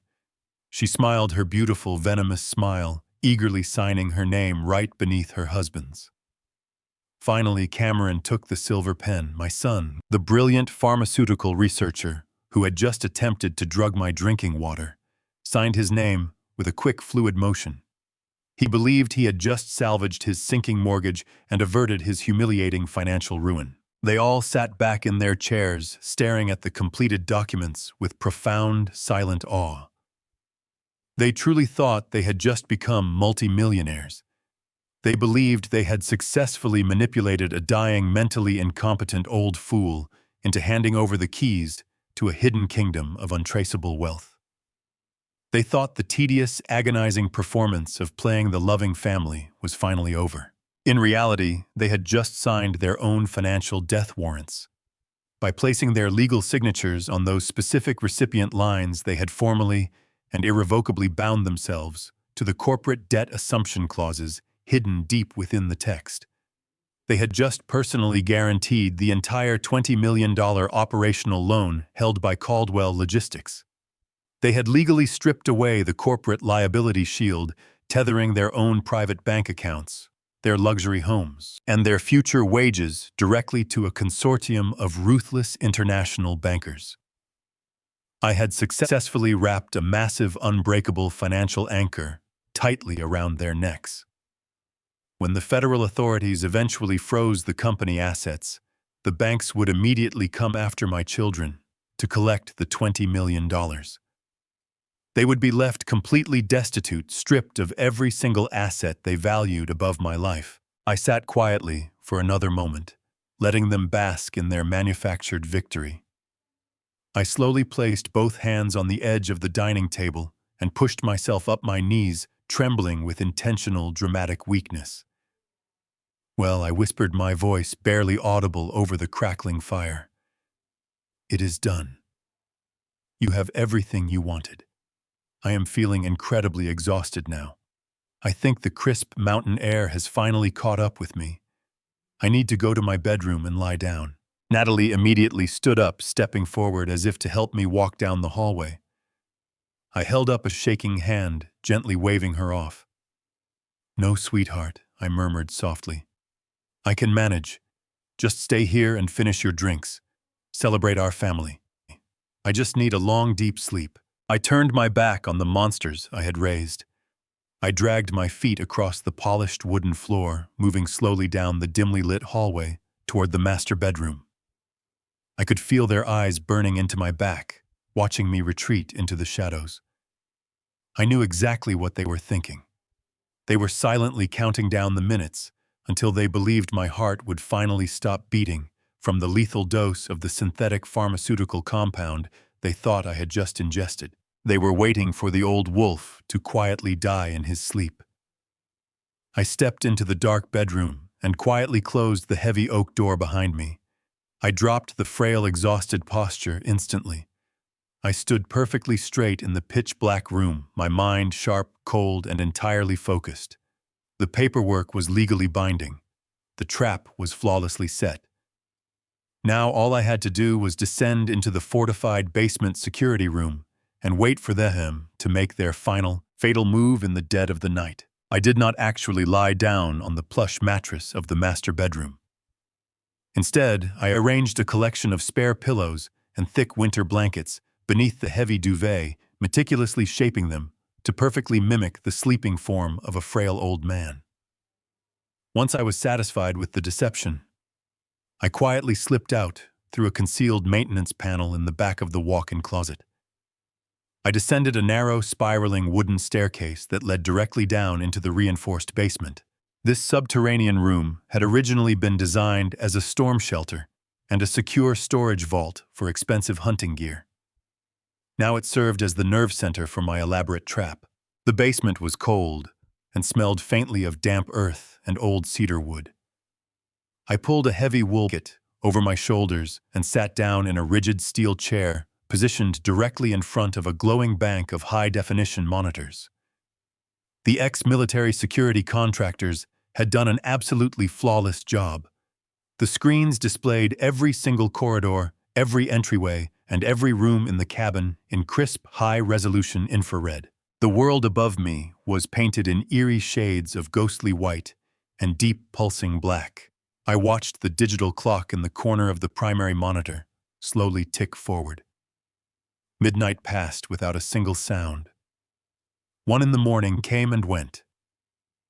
The cabin remained completely still, save for the occasional gust of wind rattling the high branches of the towering pine trees outside.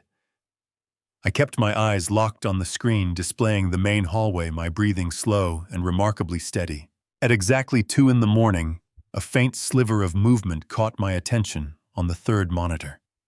The heavy wooden door of the guest suite slowly creaked open. 3 distinct thermal signatures slipped out into the freezing hallway. I leaned forward, resting my elbows on the cold steel of the security console. The infrared cameras captured their every movement with a terrifying, undeniable clarity. Preston was leading the pack. He moved with a tense, coiled energy, his eyes darting frantically from shadow to shadow. In his right hand, he carried a long, thin object that caught the faint ambient light. It was a medical syringe, undoubtedly loaded with the fast-acting, untraceable cardiac stimulant my son had procured. Right behind him walked Natalie. My beautiful daughter moved with a chilling, calculated grace. She held a folded piece of crisp white parchment in her hands. I knew exactly what that paper was. It was a forged suicide note, meticulously crafted to explain away my sudden death to the local authorities. Trailing. Just a few steps behind them was Cameron. My son looked physically ill, his shoulders hunched forward, and his head swiveling nervously. He wiped a hand across his sweating forehead, clearly terrified by the sheer magnitude of the crime they were about to commit. Yet despite his obvious terror, he did not stop walking. He did not turn around. He followed his sister and his brother-in-law down the long, dark corridor toward my bedroom, completely willing to watch his father die for a $1 million cut of the insurance money. Watching them stalk down the hallway was the most agonizing experience of my entire 72 years on this earth. The raw visual confirmation of their murderous intent burned away whatever microscopic fragments of paternal love I still harbored. They were not my family. They were ruthless, cold-blooded assassins creeping through the dark to claim a bounty.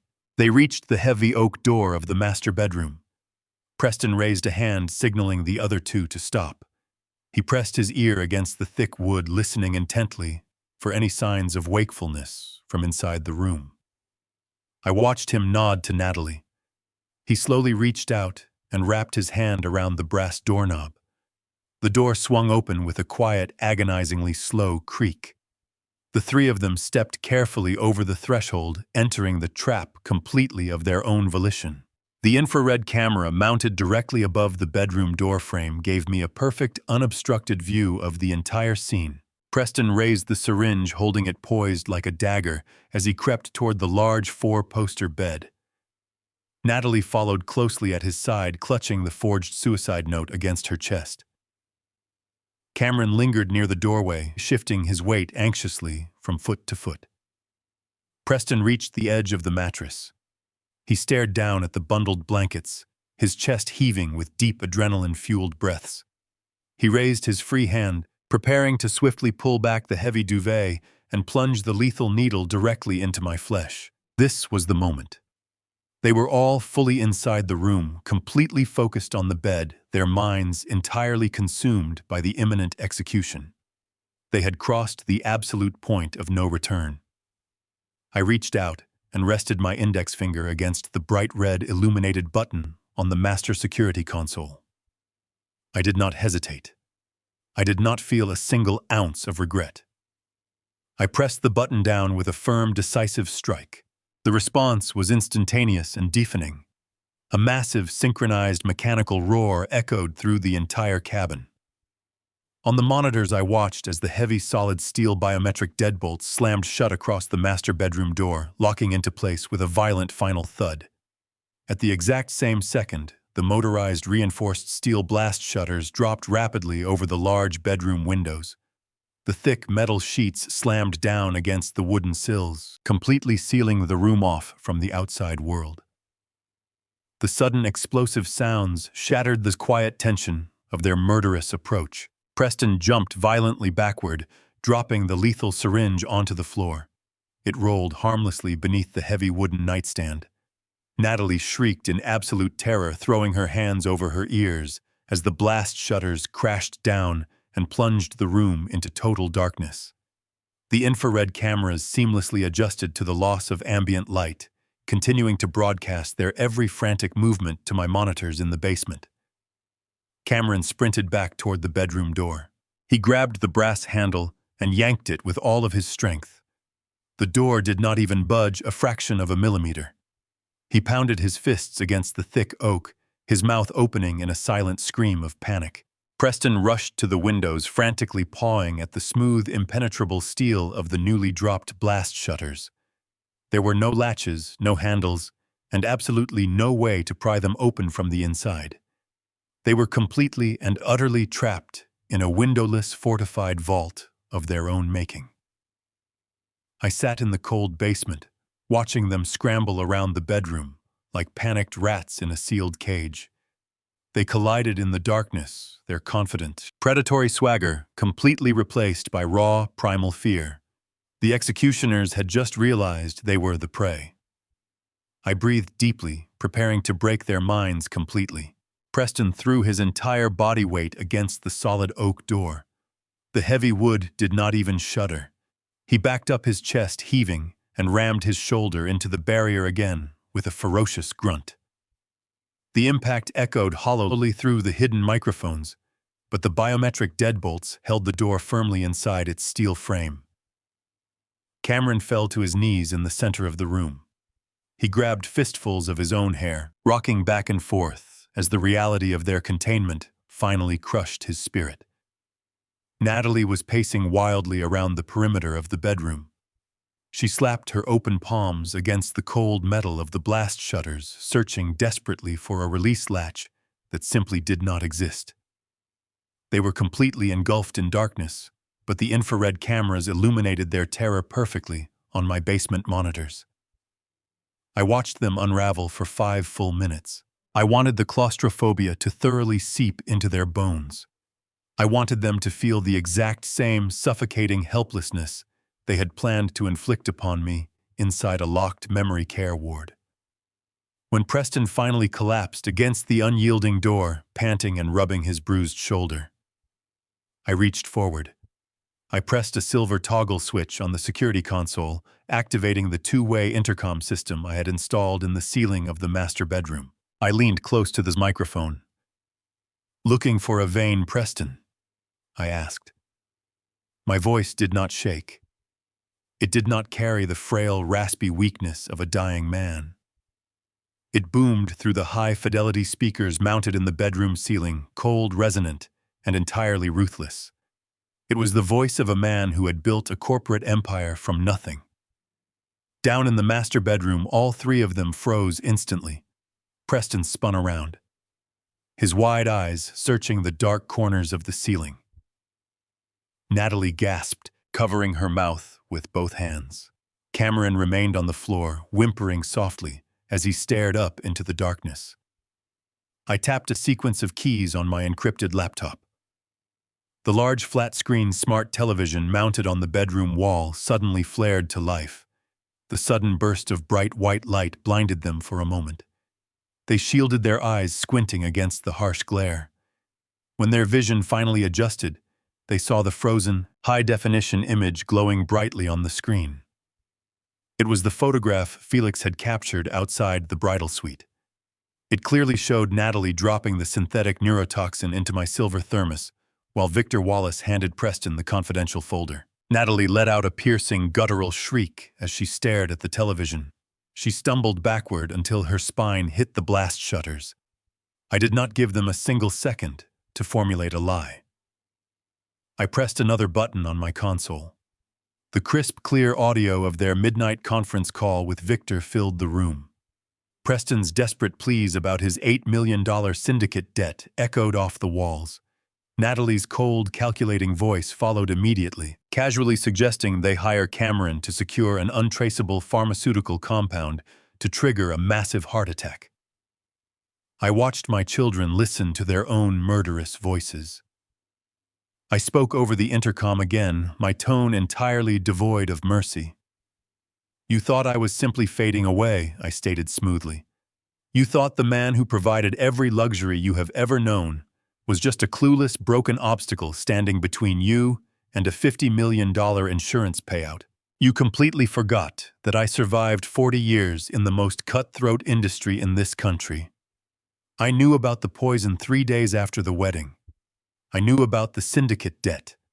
I knew about the bribed neurologist, and I knew about the cardiac stimulant Cameron brought into this cabin tonight." I paused, letting the heavy, crushing weight of my words settle over them. "You came here tonight to execute your father in his sleep. Instead, you walked blindly into a vault that I built just for you." The implosion of their alliance was immediate and spectacular. The loyalty among thieves is always the first thing to vanish when the trap springs shut. Natalie fell to her knees, weeping hysterically. She looked up at the ceiling, her hands clasped together in desperate prayer. "Daddy, please," she sobbed, her voice cracking with manufactured terror. "You have to believe me. I never wanted to do this. Preston forced me into it. He said those men were going to kill us. He manipulated me, Daddy. He used my love for you against me. I was just trying to protect my marriage." Preston whipped around, his face twisted in absolute fury. He lunged toward his wife, pointing an accusing finger at her tear-stained face. "Do not you dare put this on me, you lying parasite," Preston screamed, his voice echoing violently through the microphones. "You were the one who suggested the key man policy. You were the one who researched the neurotoxin and poured it into his tea every single morning. You wanted his money long before I ever owed the syndicate a single dime. You wanted to rule the company." Cameron scrambled backward across the carpet, pressing his back against the footboard of the bed. He pointed at both of them, his voice pitching into a hysterical, defensive whine. "They made me do it, Dad," he pleaded wildly. "They threatened to expose my bankruptcy to the medical board. They blackmailed me into stealing the stimulant from the laboratory. It was all Natalie's idea from the very beginning." I sat in the cold basement watching the monitors with a profound, terrifying emptiness in my chest. They were turning on each other like cornered rats in a sinking ship. They spat vicious accusations back and forth, completely abandoning the blood ties that bound them.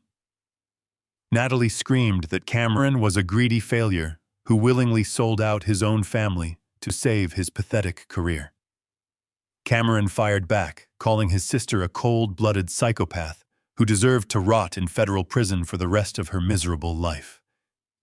Preston just paced back and forth, pulling at his hair, cursing the day he ever married into this wretched family. I did not interrupt their vicious bickering. I wanted them to tear away the last remaining shreds of their dignity. I wanted them to look at each other and realize exactly what they had become in their relentless pursuit of unearned wealth. They had sacrificed their morality, their freedom, and their father for a fortune they would never actually possess. The illusion of their sophisticated, affluent lifestyle was completely shattered, replaced by the raw, ugly truth of their profound moral bankruptcy. As their screams echoed through the cabin, I leaned back in my steel chair and took a deep, steadying breath. I had successfully broken their minds. Now it was time to break their futures. The final phase of my retaliation was about to begin, and it would leave them with absolutely nothing but a lifetime of crushing debt and concrete walls. I calmly reached out and picked up the secure telephone receiver on my desk. The time for talking to them was officially over completely. I placed the receiver back onto its cradle without dialing a single digit. The call had already been made 48 hours prior. Before I ever stepped foot inside this isolated cabin, I had compiled a massive, heavily encrypted digital dossier. I sent the complete laboratory toxicology reports, the wiretapped audio files from Victor Wallace's downtown law firm, and the meticulously gathered financial records directly to a senior contact I possessed at the Federal Bureau of Investigation. I had known this agent for over a decade, and he fully understood the gravity of the evidence I provided. I did not need to call the local authorities or wait for a rural sheriff to navigate the winding mountain roads. The federal trap was already tightening around the cabin. As I sat in the silent basement staring intently at the bank of security monitors, the dense pitch-black forest outside suddenly erupted into a blinding storm of frantic color. Intense flashes of piercing red and brilliant blue light flooded through the towering pine trees, casting long, erratic shadows against the thick steel shutters covering the cabin windows. The cavalry had finally arrived. Through the exterior infrared cameras, I watched an overwhelming display of tactical precision unfold in the snowy driveway. Over a dozen heavily armored, unmarked black sport utility vehicles silently swarmed the property, forming a tight, inescapable perimeter. Dozens of federal agents wearing full tactical gear and carrying heavy automatic rifles poured out of the vehicles. They moved with absolute, terrifying efficiency. They swiftly surrounded the wooden porch, their flashlights cutting sharp beams through the freezing night air. A loud, booming voice echoed through a powerful megaphone, shattering the quiet isolation of the wilderness. The voice ordered everyone inside the cabin to surrender immediately, announcing that the building was completely surrounded by federal law enforcement. Down in the master bedroom, the sheer volume of the megaphone pierced through the thick wooden walls. The monitors showed Preston, Natalie, and Cameron completely freezing in their tracks. The petty, vicious arguments that had just been tearing them apart instantly evaporated, replaced by a mutual paralyzing realization that their entire world was collapsing around them. Preston stumbled backward, crashing into the heavy oak door. Cameron dropped to his knees, burying his face in his trembling hands, as the reality of his ruined medical career and impending incarceration crushed his spirit entirely. I reached forward and rested my hand on the main security console. I typed in my master override code and pressed the heavy green release button. A loud, sharp electronic tone echoed through the cabin. The thick biometric deadbolts securing the master bedroom instantly disengaged with a series of heavy metallic clanks. The massive steel blast shutters over the front windows slowly motorized upward, revealing the terrifying, blinding array of flashing police lights waiting just outside the glass. The front door of the cabin was immediately kicked open with a thunderous crash. Federal agents flooded into the hallway, moving swiftly and purposefully toward the master bedroom. I watched the live feed as the agents breached the bedroom door. Preston raised his hands in the air, backing away slowly, completely abandoning his wife to face the armed officers. They grabbed him roughly by the shoulders, spinning him around and slamming him forcefully against the wall. The sharp, metallic click of handcuffs snapping around his wrists echoed through the hidden microphones. Cameron did not even try to resist. He simply lay on the floor, weeping silently, as two agents hauled him to his feet and bound his hands behind his back.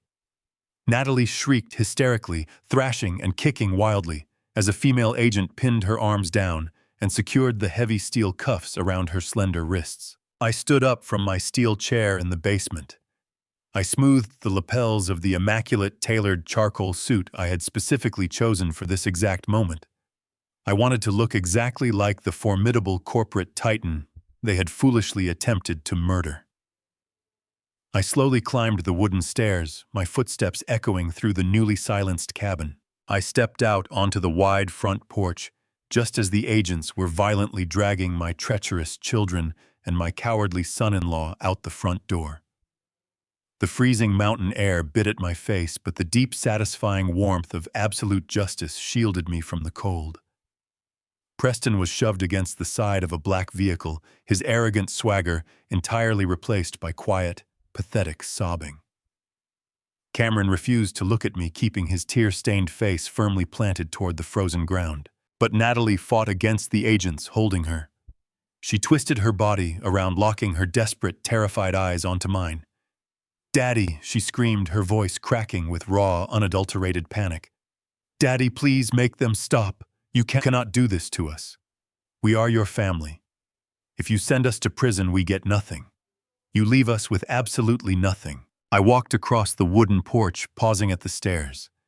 I looked down at my daughter, my expression entirely devoid of mercy or compassion. "You are wrong, Natalie," I said, my voice smooth, resonant, and carrying effortlessly over the chaotic hum of the idling federal vehicles. "You are going to get exactly what you signed for at the dinner table tonight." I watched her face contort in utter confusion. I stepped closer to the edge, looking directly into Preston's wide, horrified eyes. I explained the dense paperwork they had eagerly signed just hours prior. The documents were not transfers for a hidden offshore fortune. Attempting to murder me triggered a massive corporate fraud clause deeply embedded within those pouches. They were inheriting absolutely zero assets. Instead, their legal signatures had fully personally assumed the staggering $20 million operational debt currently held by Caldwell Logistics. I watched the blood completely drain from Preston's face as the true devastating reality of his situation crashed into him. "The federal government is going to seize your lavish estate by tomorrow morning." I continued, my tone remaining relentlessly calm and measured. "The banks will instantly freeze all your private accounts. They will take your luxury cars, your investment portfolios, and any future earnings. You thought you were cleverly stealing a multi-million-dollar empire from a weak, dying old man. But you merely signed the paperwork to financially execute yourselves. You are not just going to a federal penitentiary for conspiracy to commit murder. You are going to a cold, concrete cell with a $20 million negative net worth. You will spend the rest of your miserable lives working for pennies in a prison laundry, desperately trying to pay back a debt that will haunt you until your very last breath." Natalie collapsed. She let out a harrowing scream that echoed through the dark forest. She slumped against the armored vehicle, utterly broken by the magnitude of her punishment. I did not offer a single word of comfort. I simply turned my back on the monsters I had raised, pulled my coat tightly around my shoulders, and walked calmly back inside my fortified cabin, leaving them to the absolute ruin they had so greedily constructed with their own two hands. While the flashing red and blue lights illuminated the freezing forest around my cabin, a very different scene was unfolding 300 miles away in downtown Chicago. Victor Wallace was sitting inside his sprawling glass-walled corner office on the 50th floor of his prestigious law firm. It was well past 2 in the morning, but Victor had intentionally stayed behind after all the junior partners and paralegals had gone home for the weekend. He was waiting for a specific phone call. I was sitting in his plush imported leather chair, staring out at the glittering skyline of the city he believed he was about to conquer. His heavy mahogany desk was perfectly organized, completely devoid of the chaotic criminal paperwork he had been processing just hours earlier. I could perfectly imagine the smug, deeply satisfied expression resting on his face. He believed he was the invisible architect of my demise. He thought he had played the ultimate game of corporate chess, manipulating my greedy daughter and her desperate husband into doing the dirty work while he kept his own hands perfectly clean. He was anticipating the sudden, frantic ring of his private cell phone. He expected to hear Preston's breathless voice on the other end of the line, confirming that my frail heart had finally given out in the remote wilderness. He was already calculating the exact moment he would file the $50 million insurance claim on Monday morning. I was likely dreaming of the massive 7-figure percentage that would soon be quietly diverted into his hidden offshore accounts. To celebrate his impending victory, Victor stood up and walked over to his private crystal decanter. He poured himself a generous glass of rare, expensive bourbon, the very same brand I used to buy for him every year on his birthday. He raised the glass to the empty room, offering a silent, mocking toast to the foolish old man who had trusted him with the keys to a logistics empire. He took a slow, savoring sip, completely unaware that the bitter taste of absolute ruin was already rushing straight toward his door. Victor was a brilliant legal strategist, but his fatal flaw was his blinding arrogance. He fundamentally believed that because he understood the intricate mechanisms of the law, he was completely untouchable.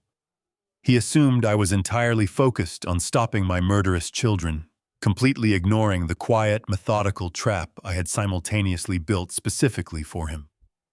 When I had traveled to Delaware to establish the irrevocable blind trust, I did not just secure my corporate assets. I also initiated a highly complex, aggressive financial maneuver designed to utterly annihilate his pristine reputation. I knew that simply proving he was an accessory to attempted murder would result in a prolonged, messy trial. He would use his vast legal connections to muddy the waters, potentially negotiating a lenient plea deal. I needed to ensure he was radioactive to every judge, every lawyer, and every politician in the state of Illinois. I needed to frame him for a crime so severe and so deeply tied to organized crime that no one would ever dare to defend him. 2 weeks before the cabin trip, I had quietly liquidated a forgotten, heavily encrypted investment portfolio. I took exactly $500,000 of my own clean, untraceable money and began moving it through a maze of international shell companies. I used the exact same routing numbers and offshore banking channels that the illegal gambling syndicate used to funnel their illicit funds. Then I initiated a direct high-priority wire transfer. I sent the entire $500,000 directly into Victor's most secretive personal offshore bank account. I attached a digital encrypted memo to the transaction that explicitly referenced Preston's specific gambling debt. I made it look exactly like Victor was acting as a high-level financial launderer for a violent international criminal cartel. I made it appear as though he was using his prestigious law firm to wash their dirty money under the guise of legitimate corporate retainers. It was a flawless, devastating financial frame job, and the moment the funds landed in his account, I forwarded the complete transaction history directly to the Financial Crimes Division of the Federal Bureau of Investigation. Victor was just raising his crystal glass for a second celebratory sip when the heavy reinforced double doors of his prestigious corner office were violently kicked open. The heavy wood splintered and cracked, echoing like a gunshot through the silent, empty law firm. Over a dozen heavily armed federal agents swarmed into the plush room. They were not local police officers who might have recognized him or treated him with professional courtesy. They were a specialized federal strike team executing a high-risk financial raid. They moved with terrifying speed, shouting overlapping commands that completely shattered Victor's quiet, triumphant solitude. The crystal glass slipped from his trembling fingers, shattering against the polished hardwood floor and spilling the expensive bourbon across his expensive leather shoes. An agent roughly grabbed him by the shoulders of his tailored suit, spinning him around and slamming him face first against the cold, floor-to-ceiling window. The glittering city skyline he had just been admiring was now pressed hard against his cheek. The sharp metallic click of heavy steel handcuffs, ratcheting tightly around his wrists, sounded like the final definitive slamming of a prison door. Victor began screaming, his voice cracking with indignant, horrified rage. He demanded to know the meaning of this intrusion, shouting that he was a highly respected senior partner, threatening to have every single agent fired for violating the sanctity of his legal practice. The lead federal agent did not flinch at his desperate threats. He stepped forward and calmly read Victor his rights. He informed him that he was being placed under immediate arrest for multiple federal charges, including aggravated money laundering, wire fraud, and deep conspiracy to commit premeditated murder. The agent held up a digital tablet displaying the exact routing numbers of the $500,000 cartel transfer I had orchestrated. He also played a brief, crystal-clear audio clip from the wiretapped phone call, featuring Victor explicitly advising Preston on how to navigate the fraudulent conservatorship. Victor stared at the tablet, the color completely draining from his face as the absolute brilliance of my trap finally dawned on him.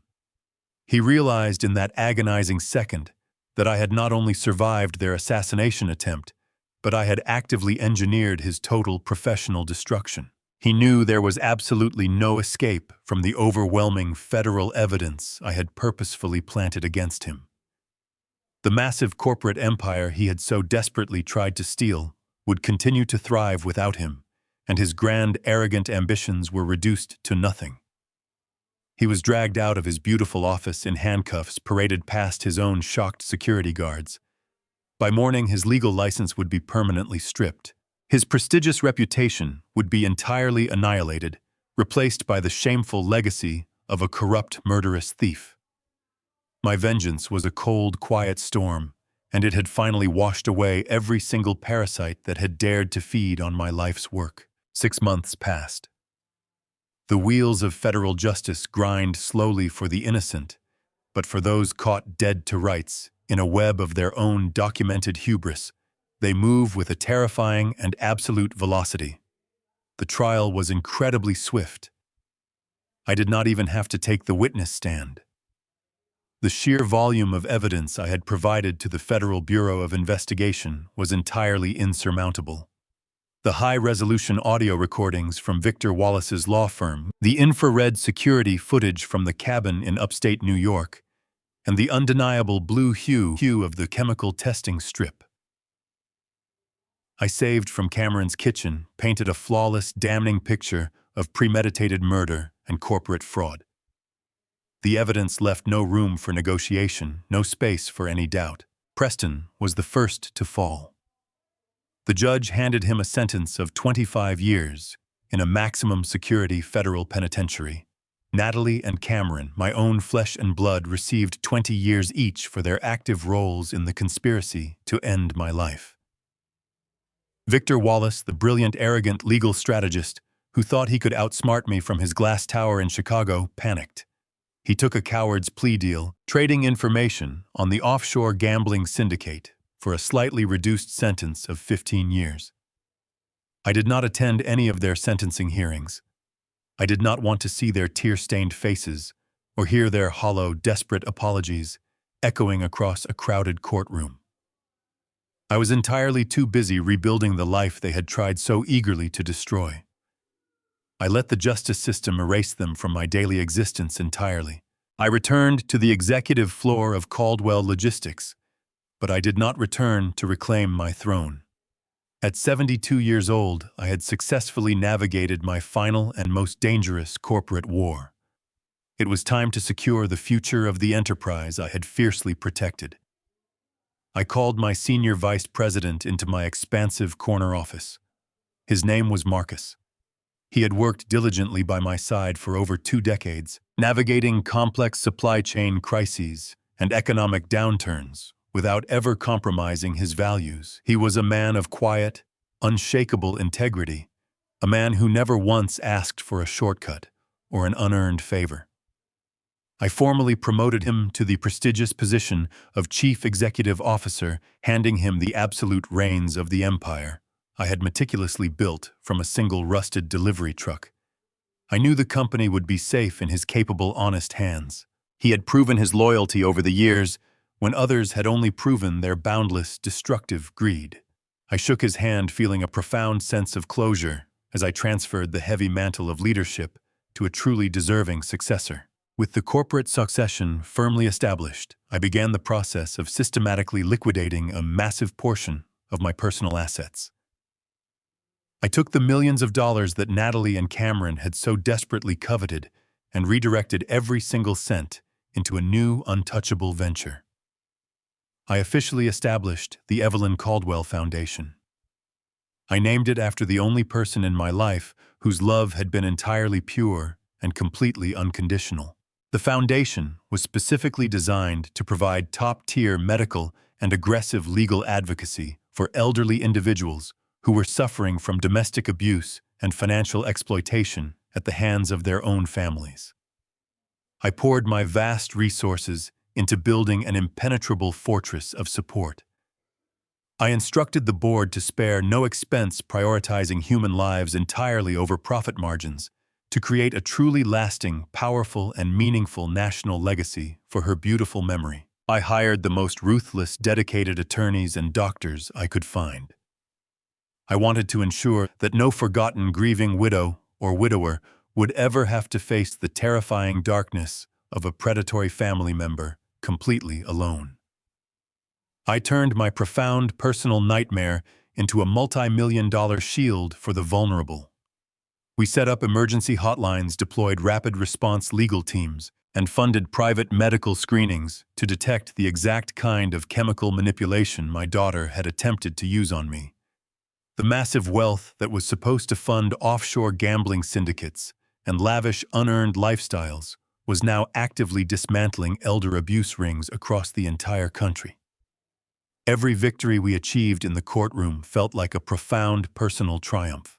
On a crisp, quiet Tuesday morning, exactly 6 months to the day, the federal agents raided the cabin I drove my old pickup truck to the rolling green hills of the city cemetery. The autumn leaves were just beginning to turn brilliant shades of gold and crimson, scattering gently across the perfectly manicured lawns. I walked slowly up the familiar path carrying a simple silver thermos. It was not the thermos my daughter had used to poison me.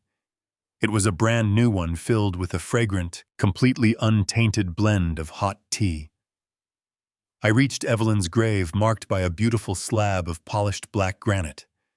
I poured a steaming cup of the hot tea, holding it gently in my hands. I stood in the crisp morning air, looking at the name carved into the cold stone, and for the first time in an entire year, my chest did not ache with a crushing, suffocating sorrow. The profound, crippling grief of losing my wife had slowly receded, and the sharp, agonizing sting of losing my children had been entirely washed away by the cleansing tide of absolute justice. I was standing alone in a quiet cemetery, yet my heart felt lighter than it had in decades. I had successfully purged the toxic, fatal poison from my life. I had severed the rotting branches from my family tree, and in doing so, I had allowed the roots of my own soul to finally breathe and heal completely. I had survived the darkest, most treacherous winter of my life, and I was finally ready to step forward into the bright light of a new, completely unburdened chapter. I took a slow, deeply savoring sip of my clean tea, letting the comforting warmth spread deep into my chest. The sprawling corporate empire I built was perfectly secure. The charitable foundation bearing Evelyn's name was aggressively thriving and protecting those who could not protect themselves, and the ruthless monsters who had once masqueraded as my loving family were locked securely behind thick, unforgiving concrete walls, completely stripped of their unearned wealth, their social status, and their precious freedom. I smiled a soft, genuine smile at my beautiful wife's headstone, whispering a quiet, solemn promise that her memory would now be used as a powerful beacon to save countless innocent lives from the shadows of domestic treachery. I slowly turned away from the polished granite marker and walked back down the winding pathway toward my waiting truck, my steps incredibly steady and remarkably strong. The autumn air was perfectly clear, the vast road ahead was wide open, and the heavy, suffocating burden of the past was finally lifted from my weary shoulders, forever leaving behind a profound sense of lasting peace. I was a solitary man, but I was entirely whole again. I had finally won. I sit on the wrap-around porch of my new home watching the golden autumn sun slowly sink below the distant, jagged tree line.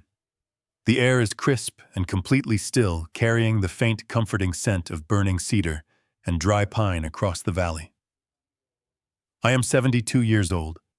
I am sitting here completely alone, stripped of the family I spent my entire adult life building and fiercely protecting. Yet as I watch the vibrant colors fade into a deep, peaceful twilight, I realize a profound, undeniable truth. I have never felt more incredibly free. The crushing, suffocating weight of my daughter's engineered deception has been entirely lifted from my weary shoulders. The toxic parasitic roots that had wrapped themselves so tightly around my life's work have been cleanly and permanently severed. It is a terrifying, devastating realization to accept that the very people you bled for the children you carried and nurtured are the exact ones waiting patiently in the dark to bury you. But survival requires a brutal, unflinching honesty. When a venomous snake sinks its fangs deeply into your arm, you do not sit down and try to reason with the poison. You do not offer it comfort or bargain with the rapidly spreading necrosis. If you truly wish to survive the night, you must find the absolute courage to pick up the blade and amputate the infected limb. You must be willing to endure the agonizing, blinding pain of the cut to ensure that your heart continues to beat. That is exactly what I had to do. I had to look into the eyes of my own flesh and blood and recognize them for the lethal predators they had chosen to become. I had to systematically dismantle the luxurious, insulated world I had foolishly provided for them, watching as their manufactured loyalty dissolved the very moment their unearned inheritance was threatened. Blood does not automatically guarantee devotion. Shared genetics do not obligate someone to treat you with fundamental human decency. The massive logistics empire I spent 4 long decades building with sweat and relentless sacrifice will no longer serve as a convenient, endless funding mechanism for arrogant murderers and greedy, corrupted lawyers. The millions of dollars that Natalie Preston and Cameron so desperately tried to steal over my dead body are now serving a vastly superior, noble purpose.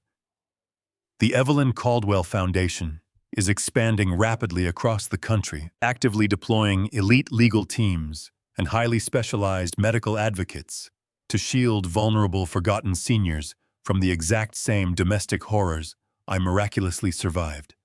Every single time our lawyers walk into a courtroom and strip a predatory family member of their stolen power, I know that my beautiful wife is smiling down on me.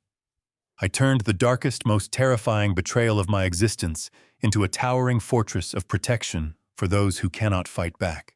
The vast fortune they tried to wash with my blood is now saving countless innocent lives. I take a slow, deep breath of the freezing evening air. The silence surrounding my property is no longer a painful reminder of my profound isolation. It is a beautiful symphony of hard-won peace. I do not mourn the empty chairs at my dining table because those chairs were occupied by phantoms holding hidden knives.